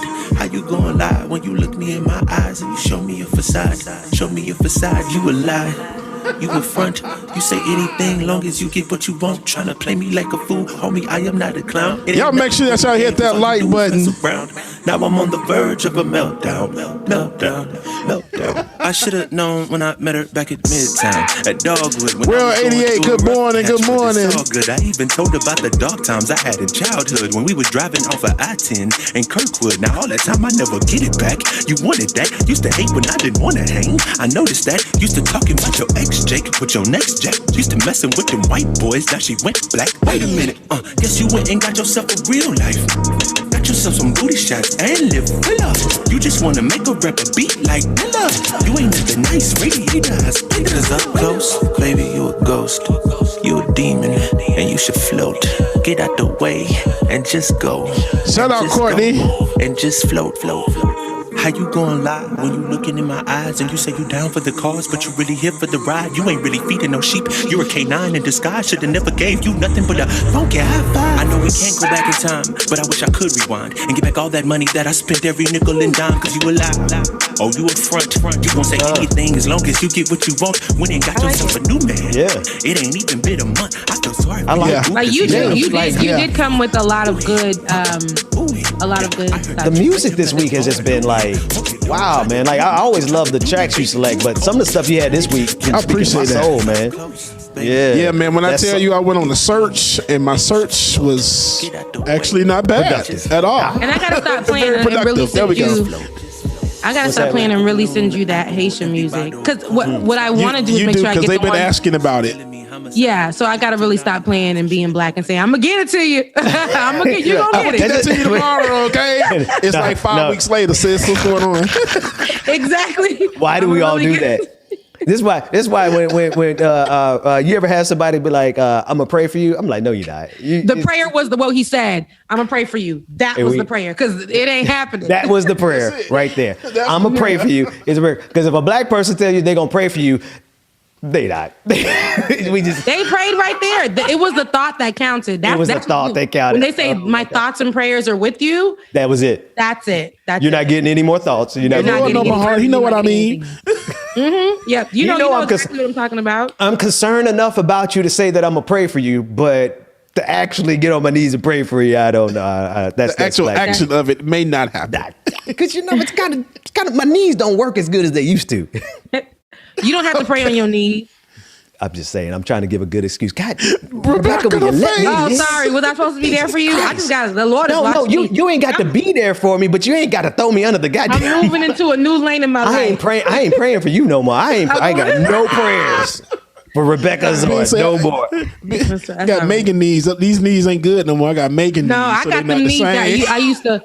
I got them knees that I was bopping, back in back when I started school. I don't know if you guys know that dance, but bopping and Wu-Tanging and all of that. Mm-hmm. I don't got the good knees no more. But so it'd be 2 seconds. It'd be 2 seconds. I'm searching for a good 2 seconds. Yeah, no, actually, but if we messed up our knees anywhere, James, it was marching band. It was marching band. Like really tore up every ligament in my body. But I digress. Rebecca, you got some good stuff over there. What you got? Yeah, speaking of music, the miseducation of Lauryn Hill. Lauryn Hill, the greatest to ever do it. Lauryn Hill, and I'm going to get to a couple of things about Lauryn Hill as well. But Lauryn Hill went diamond. So the Recording Industry Association of America announced Tuesday night, confirming Lauryn Hill's debut album had sold more than 10 million units since its 1998 release. Mind you, this is her only album. While many people thought that the album was the beginning to a prolific solo career, she never released a follow-up album. The wild thing is no one from my label, this is what Hill said, Miss Hill is what we call her. This is what she said. She said, the wild thing is no one from my label has ever called me and asked me, how can we help you make another album? Ever. Did I say ever? Is what she said. No, they never called her because let me tell you what happened. Here's a short story. Lauryn Hill, look at all that beautifulness. I just love her. Lauryn Hill created this album, The Miseducation. Yeah. And, she's a rapper, she's a singer, she's a poet. She's just so amazing. And when she made that album, remember, she took a break and then she made the Unplugged. Yes, I was just going to mention that one. So people thought that she was crazy. Now, Unplugged is something that has saved me through my college career when I was going through anxiety, depression. That was something that really I listened to a lot. But at the time when she did do the Unplugged album, people thought she was crazy, going crazy because of what she was singing about. Things that she sings about today are what the woke people talk about. I mean, things that she sung about then are what woke people talk about and go and today. Reference at times now today on social media. But back then it was too radical. Back then when she was calling out the system, it was too radical. Back then when she was talking about colorism, it was too radical. Back then when she was talking about the depression and things, when it was about love, it was too much. They thought she was crazy, but she was talking about things that she was experiencing. So they literally did not care for her to do something else, not knowing that also that body of work would be something that was historical and monumental. So she is the only female rapper to hit this status. Wow. This woman that, and I'm going to just say another story. When I first came to Atlanta, she was coming to do a show, and I've gone to different concerts here in the Atlanta area. Was she on time? And listen, so I'm going to get to that. Right. So I know it's a joke, and maybe I'm too. I love her so much, but I know it's a joke that you're making. But it's funny because I've gone to a lot of other people's concerts, and I've waited an hour. I waited sometimes 2 hours before this person comes on, and they have like an artist singing before them and things like that. But because social media has made it such a joke with Lauryn Hill, it's interesting. But I went to her concert here, and she came maybe an hour later, an hour and a half later. But she had DJs, and Prince had died, and we were just enjoying ourselves. But because social media has tainted her as this type of person, mind you, I've been to mad concerts, and the artist has been late, including Beyonce. So, but I went to this concert. We were all partying on in the stands and listening and putting our hands up and singing about Prince the day he died, or around the time that he died. And when she had came out, it was just so wonderful. It was so, when I saw her, it was like, I don't know. It was like, this lady is just fabulous. And when she sang her renditions of the music and things like that. But there was a noise ordinance in this predominantly white area where this concert was happening. They cut Miss Lauryn Hill's mic off. And then the narrative behind that concert when they went online was she came late anyway. She did but not knowing that there was a noise ordinance in this area, and they cut her mic off, not caring who she was or whatever. They cut her mic off. She stayed after, and I walked up to her and we spoke. Y'all, because I spoke to Lauryn Hill, but we spoke, and she was just looking like, she was apologizing. I am so sorry. I wanted to come and give you guys a show, and her show was amazing and everything like that. But now, because social media has dubbed her the woman that's always late, things like that. Like I said, I've gone to places where your favorite artist has had me standing with my toes in the cold, just about to fall off, waiting for them to come on. But something about Lauryn Hill and how they have blacklisted her, which allows people to use her when it's for reference for Black History Month or when it's about women's empowerment, but to drag her all other days of the year and not look at her as the rapper that she was, because her label decided she was too radical. And that's literally something I feel like that has been spread throughout the industry about her, and also leaked into how we perceive her as well. So that's their loss. That record label. That record label not having enough sense to follow up on another album from Lauryn Hill. Because you're right, the Unplugged album, I still listen to that Man. Honestly, to this day. Man, now, y'all know I gotta play devil's advocate. Uh-oh. Because I love Lauryn Hill, but I've been to 2 of her performances here in Atlanta. One was one of these festivals that they have at Lakewood Amphitheater. You know, that's in the ghetto. So we've been here all day long at this festival. Lauryn Hill was the headliner. So we're like, okay, let me rush him over at this other stage so I can make sure where Lauryn Hill is. We waited. We waited for 3 hours. And she came up there. She started playing. And so we were waiting. I'm like, okay. And when she started playing, you know, they got the screens and everything out on the side of the venue. So she started playing, but we're closer to the stage. First song, boom, screen goes off. And you hear her on stage just cussing out everybody, like going ham. Then it comes back on. She does another song. And it's like, okay, what's going on? Boom, screen goes off. Same thing again. So at that point, I'm like, yo, y'all know what? They didn't have her right. She didn't want to look. She pulled a Keisha Cole. She wasn't going to come out because the camera and stuff wasn't right. And then the other time was the same thing. We waited so long. We were just like, man, let's just go. I wanted to see Lauryn Hill live. It was my first time, but I already knew that she can't perform her original song. She cannot perform any of her original songs. She can perform the original songs, but can't use any of the music to it. So here it is. Man. We're listening to Everything Is Everything, and it's sounding like they've done different renditions to them. But when I saw her, you're right. They messed her up so much. Yeah, they changed them up, but I think that's because she wanted to detach herself from the industry and the originalness of it, and you know she doesn't have the rights. They own that. So, but when I saw her, the rendition was amazing. But you're right. There are moments where like she's been late, and she probably was cussing them out because they didn't have it together. She probably didn't come up on stage. I'm always going to have an excuse for Lauryn Hill. Like I have. Rebecca, let me tell you something else too. Oh, I'm about to say, because I know you about Beyonce. I've seen 4 Beyonce concerts, and she might have had me waiting, but at least she had Khaled, Chloe Halle. I had like all kind of entertainment waiting for Beyonce. You guys are expecting too much. I've been to Beyonce. I've been to other artists as well, and have waited, like I said, the same amount of time that I waited for Lauryn Hill. But Lauryn Hill gave me a good DJ. Lauryn Hill gave me local artists to listen to before her stuff. People that match the vibe. I loved it. Now, you know, when you have Beyonce, of course, you're going to have headliners like Khaled and Chloe and things like that. But when I go to a Lauryn Hill concert, I want that neo soul vibe. I want where people got their hair wrapped up like Badu. I want where they smoking on the side, something nice, right? Feeling good. I want that kind of vibe. And you ain't going to smoke it with them.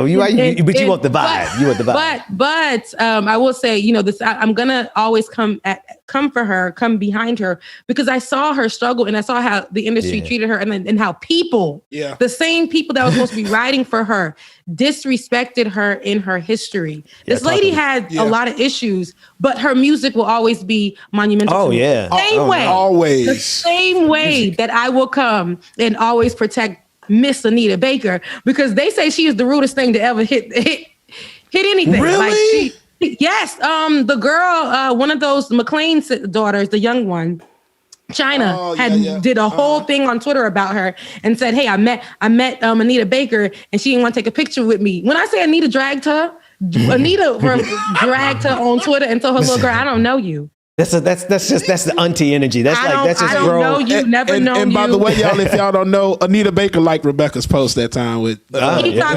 that. Yeah, that was dope as hell. So she's not rude to you, Rebecca. I only have one question out of everything that we talked about. You guys mentioned DJ Khaled. How did DJ Khaled get a pass to say the N-word?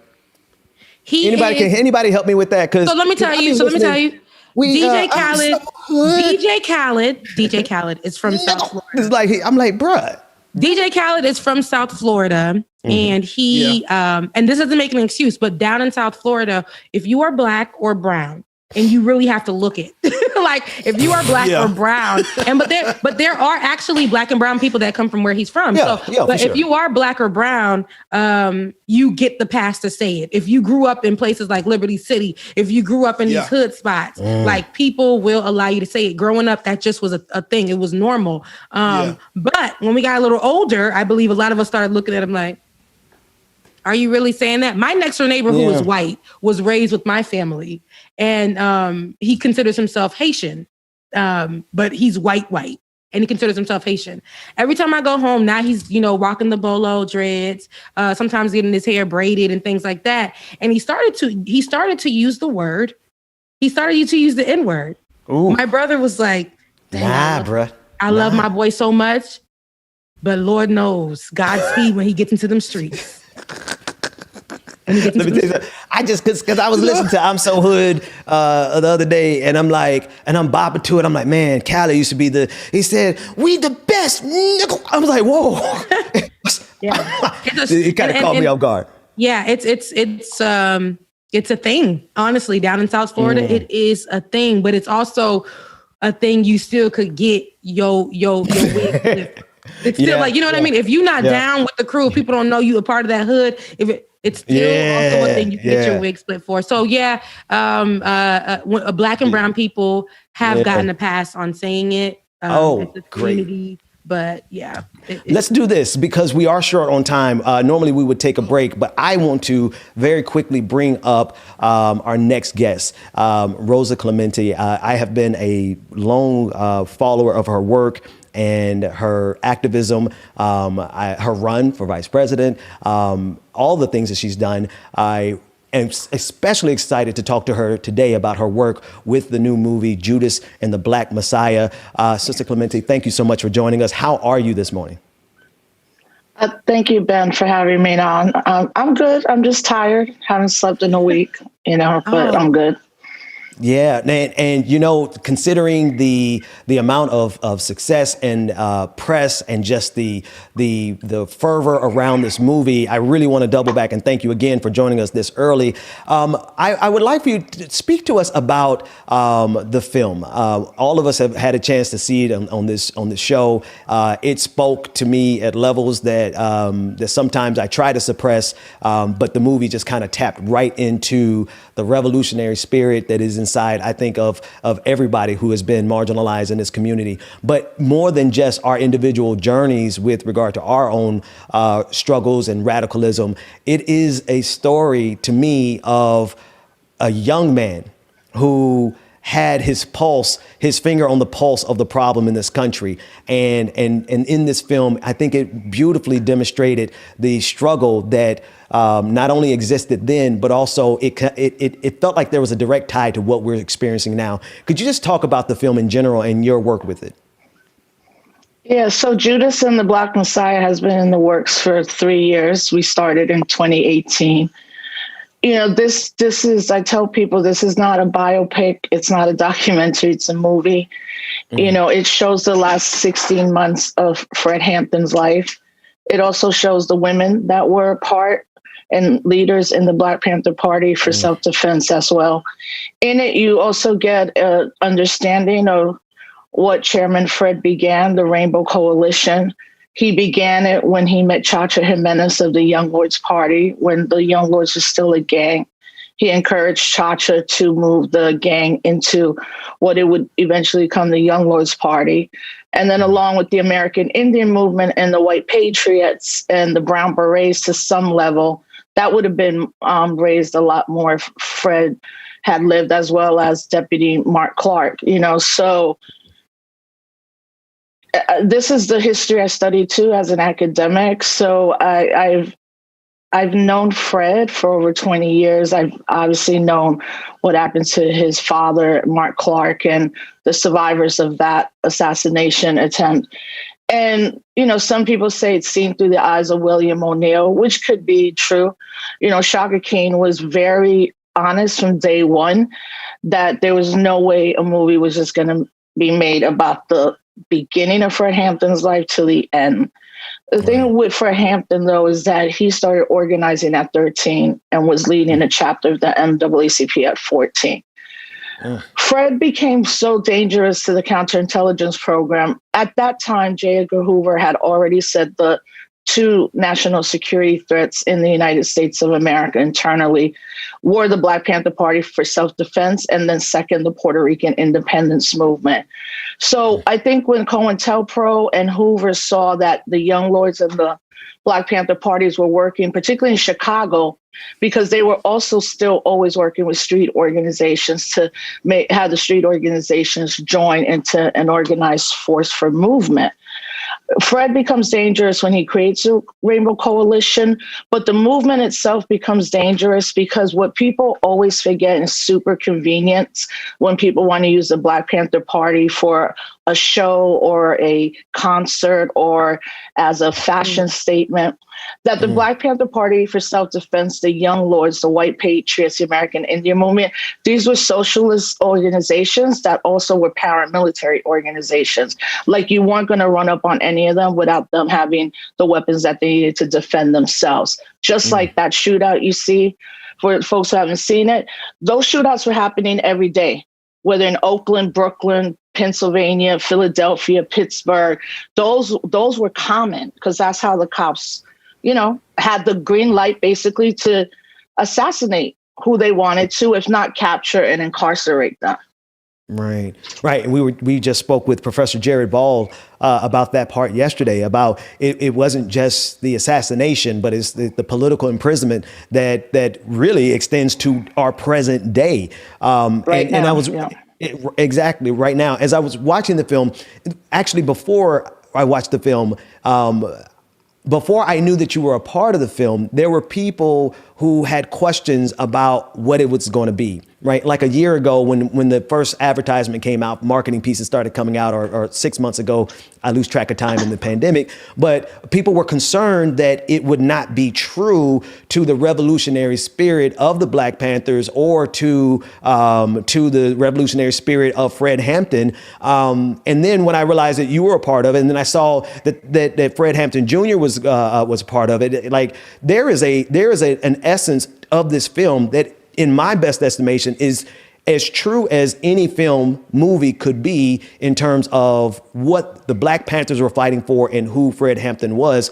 Of course, it's not a documentary, but I feel like you guys poured everything that you could into maintaining the truth about what they were fighting for, both in terms of Black liberation and in terms of their political socialism and their 10-point plan. You guys really spoke to that. Could you speak very quickly about the tension that exists between revolutionaries presently and those who are using mediums like the movies or like books or like whatever else, other creative mediums that they could use to convey that revolutionary spirit?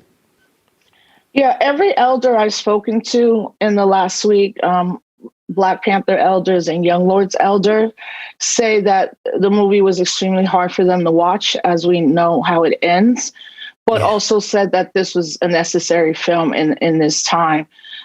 Yes, there's been hardcore critiques. I mean, my comrade, Dr. Ball, being one of those people that has had a hard critique on it, For me, I see it as a new tool in our arsenal to not just talk about Fred Hampton, but to talk about how, Mark Clark, who was protecting him, also was assassinated, that there were other Panthers there that lived, that Mother Akua and Jerry was obviously not supposed to live because their goal was to kill her so that Fred, the son, would not be born. And that didn't happen, right? So they're assassinated on December 4th, 1969.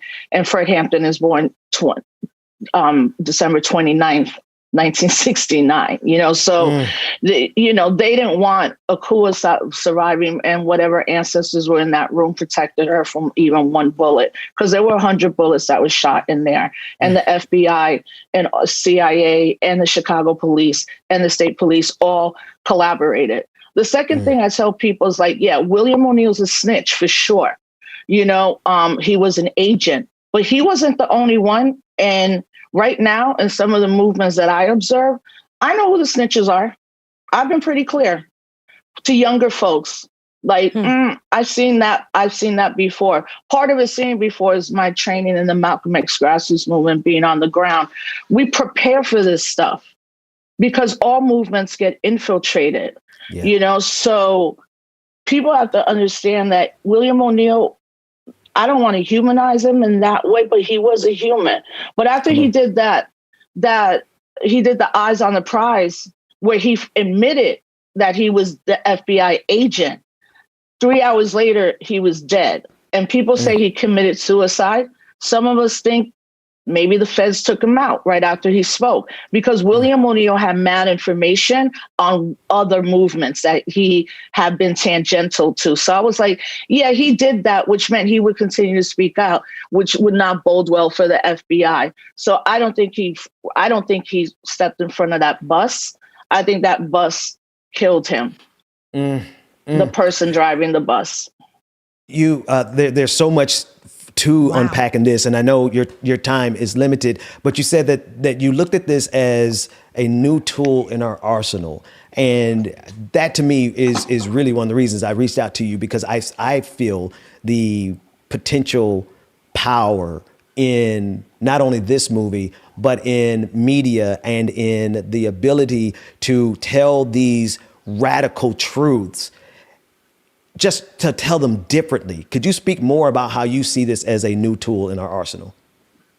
Well, I mean, for me, the most thing that I hope people glean out of it is self-defense. The protests this summer were great, but the hijacking of the narrative around peaceful protesters are not. The reality is we all have the right to defend ourselves, and especially depending on what state.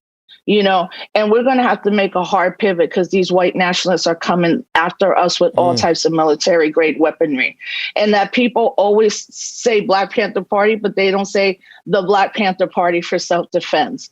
And then lastly, as a Black Puerto Rican woman, I'm glad I had a role in making sure that the Young Lords were represented, because for me, as someone, I've worked now for 20 years around, quote, Black and Brown solidarity struggle. I don't really use the word brown, but around Pan-African and international and domestic struggle.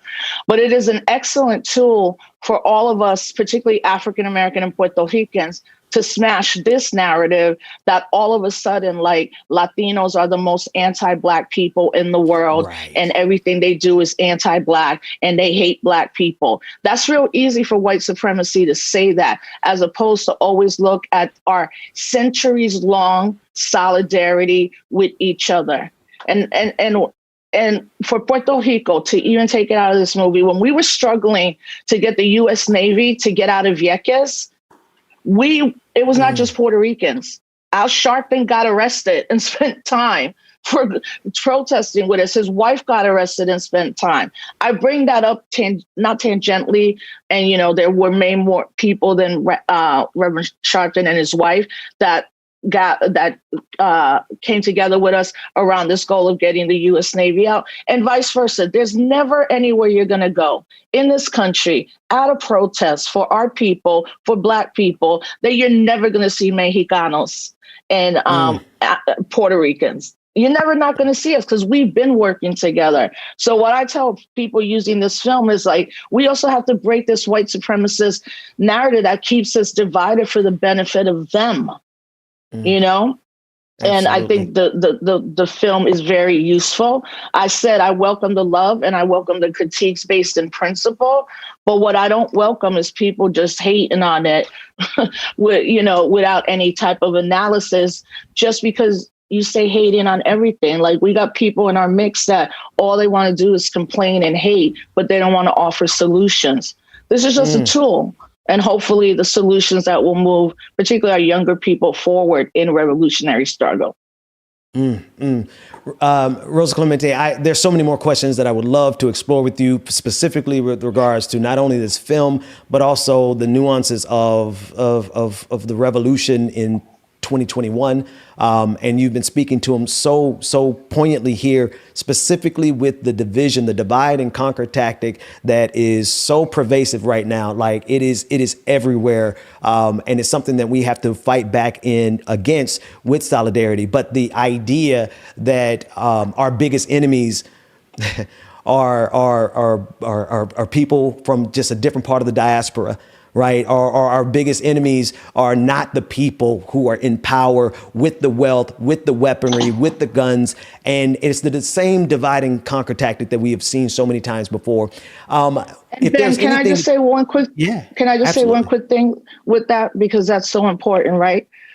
What is the enemy is capitalism. What's going on in Texas is an abomination. It is complete failure of capitalism. The fact that 3 times more African Americans are dying of COVID, that 6 times more Latinos are dying of COVID, and that Native American communities are being decimated, their elders are dying, and they're losing their languages. We have to say Black capitalism don't work, Latino capitalism don't work, there's no compassionate capitalism. Socialism is the answer and a Green New Deal. And if we don't see that right now, I love talking about identity. I love talking about filmmaking and all that. But capitalism is the enemy, period. As I like to say, capitalism is the devil. And I absolutely agree with you. It is a level of, to think that we've created a system, sis, out of the very worst in human nature, greed. We have rooted an entire economic, political, imperialistic system rooted in the very worst of humanity, which is greed. Is there any surprise? That Ted Cruz would jump on a plane and go to Cancun while his Of course not, because we reward. Or Ben, is there any surprise of how Biden in less than 30 days already threw Latinos under the bus by continuing deportations, where he put out a memo yesterday? Honestly, Ben, you have one of the most best shows throughout the electoral process this time. But I don't understand how people thought that having a white president, a Black vice president was going to change anything. There's 24,000 detainees right now that they're going to try to deport in the next month. And it's less than 30 days. And also, where's the money? Why are you trying to work with Republicans? How dare you work with Republicans? How dare you want to even have they should have no seats at the table. That whole party should be imploding. And these Democrats are doing what they always do, forgetting the people. And forgetting the people. And I think, and as a result, it's a result of a truth that I think Democrats aren't ready to come to terms with. But it's the truth. Our leaders, no matter what side it's on, but particularly Democrats, they are more interested in preserving these institutions than they are preserving human life, right? They're more interested in preserving the filibuster than just ramming everything through on behalf of the people. And because they have more interest in institutions than human life, no, we shouldn't be surprised. We shouldn't be. I just wanted to I think we've given them enough time at this point, though. It's February 19th, and they've been in office long enough to have done something for the people. It's been right. I mean, it's time to put up or shut up, because I think what they're going to find really quickly is that, well, actually, no. And this is why I feel like the movie and media has to play a pivotal role in what has to change. Because Rosa, I think, and help me with this. I know we're already over time and you just let me know when you got to go. But I feel like the way they get away with this so much is because I don't think the people understand how valuable they are. I don't think they understand how valuable their own lives are. Because, I mean, that's just me trying to understand how we could see 500,000 people die in this country and we not rip this country down. Like, I don't physically understand in my heart, how is it that we could stand by and see our leaders on vacation while our people are struggling? And the only answer that makes sense to me is that maybe we as human beings don't understand how valuable we are. But I feel like a film like Judas and the Black Messiah, forgive me, and any film that can help convey not only the value of human life, but also the value of a revolutionary spirit, I feel like those are the only tools that we have left to actually move that paradigm. Thank you, because I know you have to go to your next segment. I'll say this. The Judas in this is the federal government in the United States. That's who the Judas is. Okay, because William O'Neill was also young when he had charges and he had to make his decisions. They were wrong, but he did it. Second, as someone who really likes watching apocalyptic kind of stuff, I've been watching a show called Snowpiercer. Oh, yeah. And I'm like, okay, this is exactly where we're heading, right? Like these deep freeze, but in it, only a certain amount of people survive on the train. And at the end, they call them the tailies, the working class, right? And there comes a moment in like one of the episodes where one of the young people is like, all we've seen is adults create disaster after disaster after disaster. It's time for revolution and the young people are going to lead it. And I believe we're hitting that time if we don't make this hard pivot to demanding everything that won these folks the elections. If not upending the whole 2-party, 3-party, whatever, the whole electoral political project is dead. It's dead as a doornail. What are we going to do about that? Organizing. That's all we can always do is organize and create visual narratives that feed the movement as the movement feeds our cultural workers. If I could just say one last thing, because we're actually it's not the next segment. We're going to throw it to our DJ and let him take us out of here and leave the people with a little bit of joy. But if I could just say one thing to you, sis, is that I feel like I want to thank you for taking it on the chin this week with regard to this movie, because I understand, and I may not understand at the level that you understand it, but I get it all the time, right? The questioning of our revolutionary spirit because we do X, Y, or Z, and those things are not readily approved of by those who, you know, perhaps are more revolutionary than us or whatever, however you want to phrase it. But the reason I want to thank you is because the truth of the matter is that every single inch that we can move this ball towards understanding the real fight is a valuable one. Because I'm going to be honest with you. Growing up in the Black church, what we had, our revolutionary spirit, was organizing boycotts in the 80s. My dad organized boycotts. We had to hide under the bed just in case the Klan came by in Mississippi, right? But it wasn't until I was 12 and I watched Malcolm X by what's our brother? Spike Lee. That I realized that there was a bigger, broader, long historical perspective of why I felt the way I felt. And then when I saw Mario Van Peebles' version of Panther in 1995, I was 15. It also helped move that ball. And they were pivotal. So I want to thank you and everyone who was a part of this film. While it may not be the revolutionary vanguard film that everyone wants, I know for a fact that some 12-year-old or some 15-year-old watched that movie and they are going to be a part of the next revolution. So thank you for it. Well, Ben, thank you. Thank you to you and your team and your work. Thank you for having me. You know, I stay doing the work. That's who I am. I'm going to keep doing the work and keep bringing younger people into it. So thank you again for having me and having really good discussions about this movie. I appreciate it so much, brother. It's been our pleasure. Bless you, sis. And DJ Exclusive, give the people some energy to go into the weekend with. Remember, tonight we're having our patron party, patreon.com/the BPD show. And also, if you are not a patron and you can't afford to be a patron, totally fine. Go download the Voices app. Downloading the Voices app supports us, Voices by Action Sprout. And if you download the app, sign up for our community, we will send you the link to the patron party. So whether or not you have money or not, you can come and party with us tonight as we celebrate, well, just being alive and still standing in the middle of this pandemic. So DJ Exclusive, take it to the people for us. Yes, sir.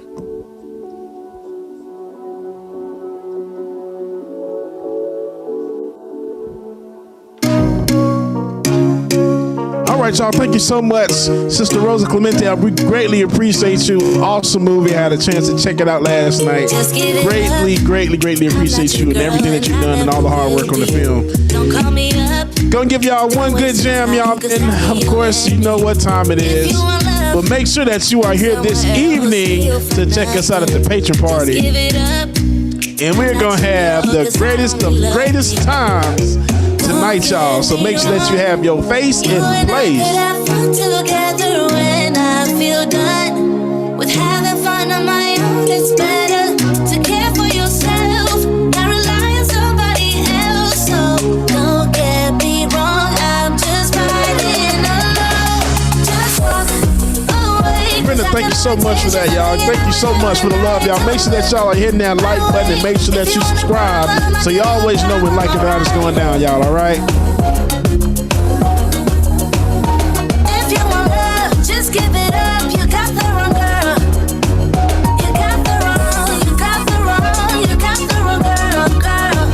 You got the wrong, you got the wrong, you got the wrong girl, girl. This is my time. I'm feeling good, rule every party. See how I shine when I'm alone. Nothing can stop me. You should go. And of course, we couldn't let the show end until you see it having a couple of minutes or something of our brother Nick Eden. That's part of the Pride and the Lions Den, y'all. Shout out to Nick again. Thank you for the hot track, sir.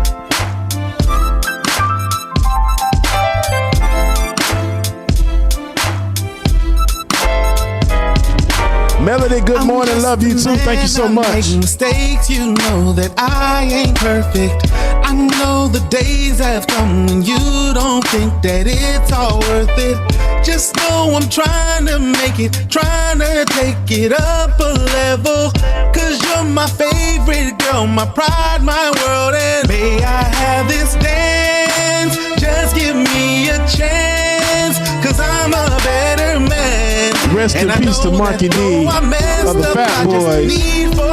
That's the music I used to listen to when I was growing up. To see where we could be. Rest in peace, Prince Marky D. Gotta put some respect on my boy name. Start a family, have a whole lot of screaming kids. Let's chill. Baby, you and me ain't nothing that we can't win. Let's chill. Please believe in me, baby, we can take over the world. Let's chill. Just you and me, cause you're my favorite girl. Now, baby, take a minute. Let me get up in your mental so I can show you places, things, and faces. It's essential for us to be the best, to take the test that lovers have to. Just let me prove my love will rise above. So, may I have this dance? Just give me a chance, cause I'm a better man. And I know that though in prayers for Texas, y'all. If you're in Texas, man, keep your head up. Last day of that freeze, y'all. To see how we could be, baby. My mama is giving me ultimatums in the chat room. She says she needs all my music by tomorrow. All caps. Y'all see it. 42 years old and I'm still getting attacked by my mama. Let me stop playing. Love you, mama. Please believe in me.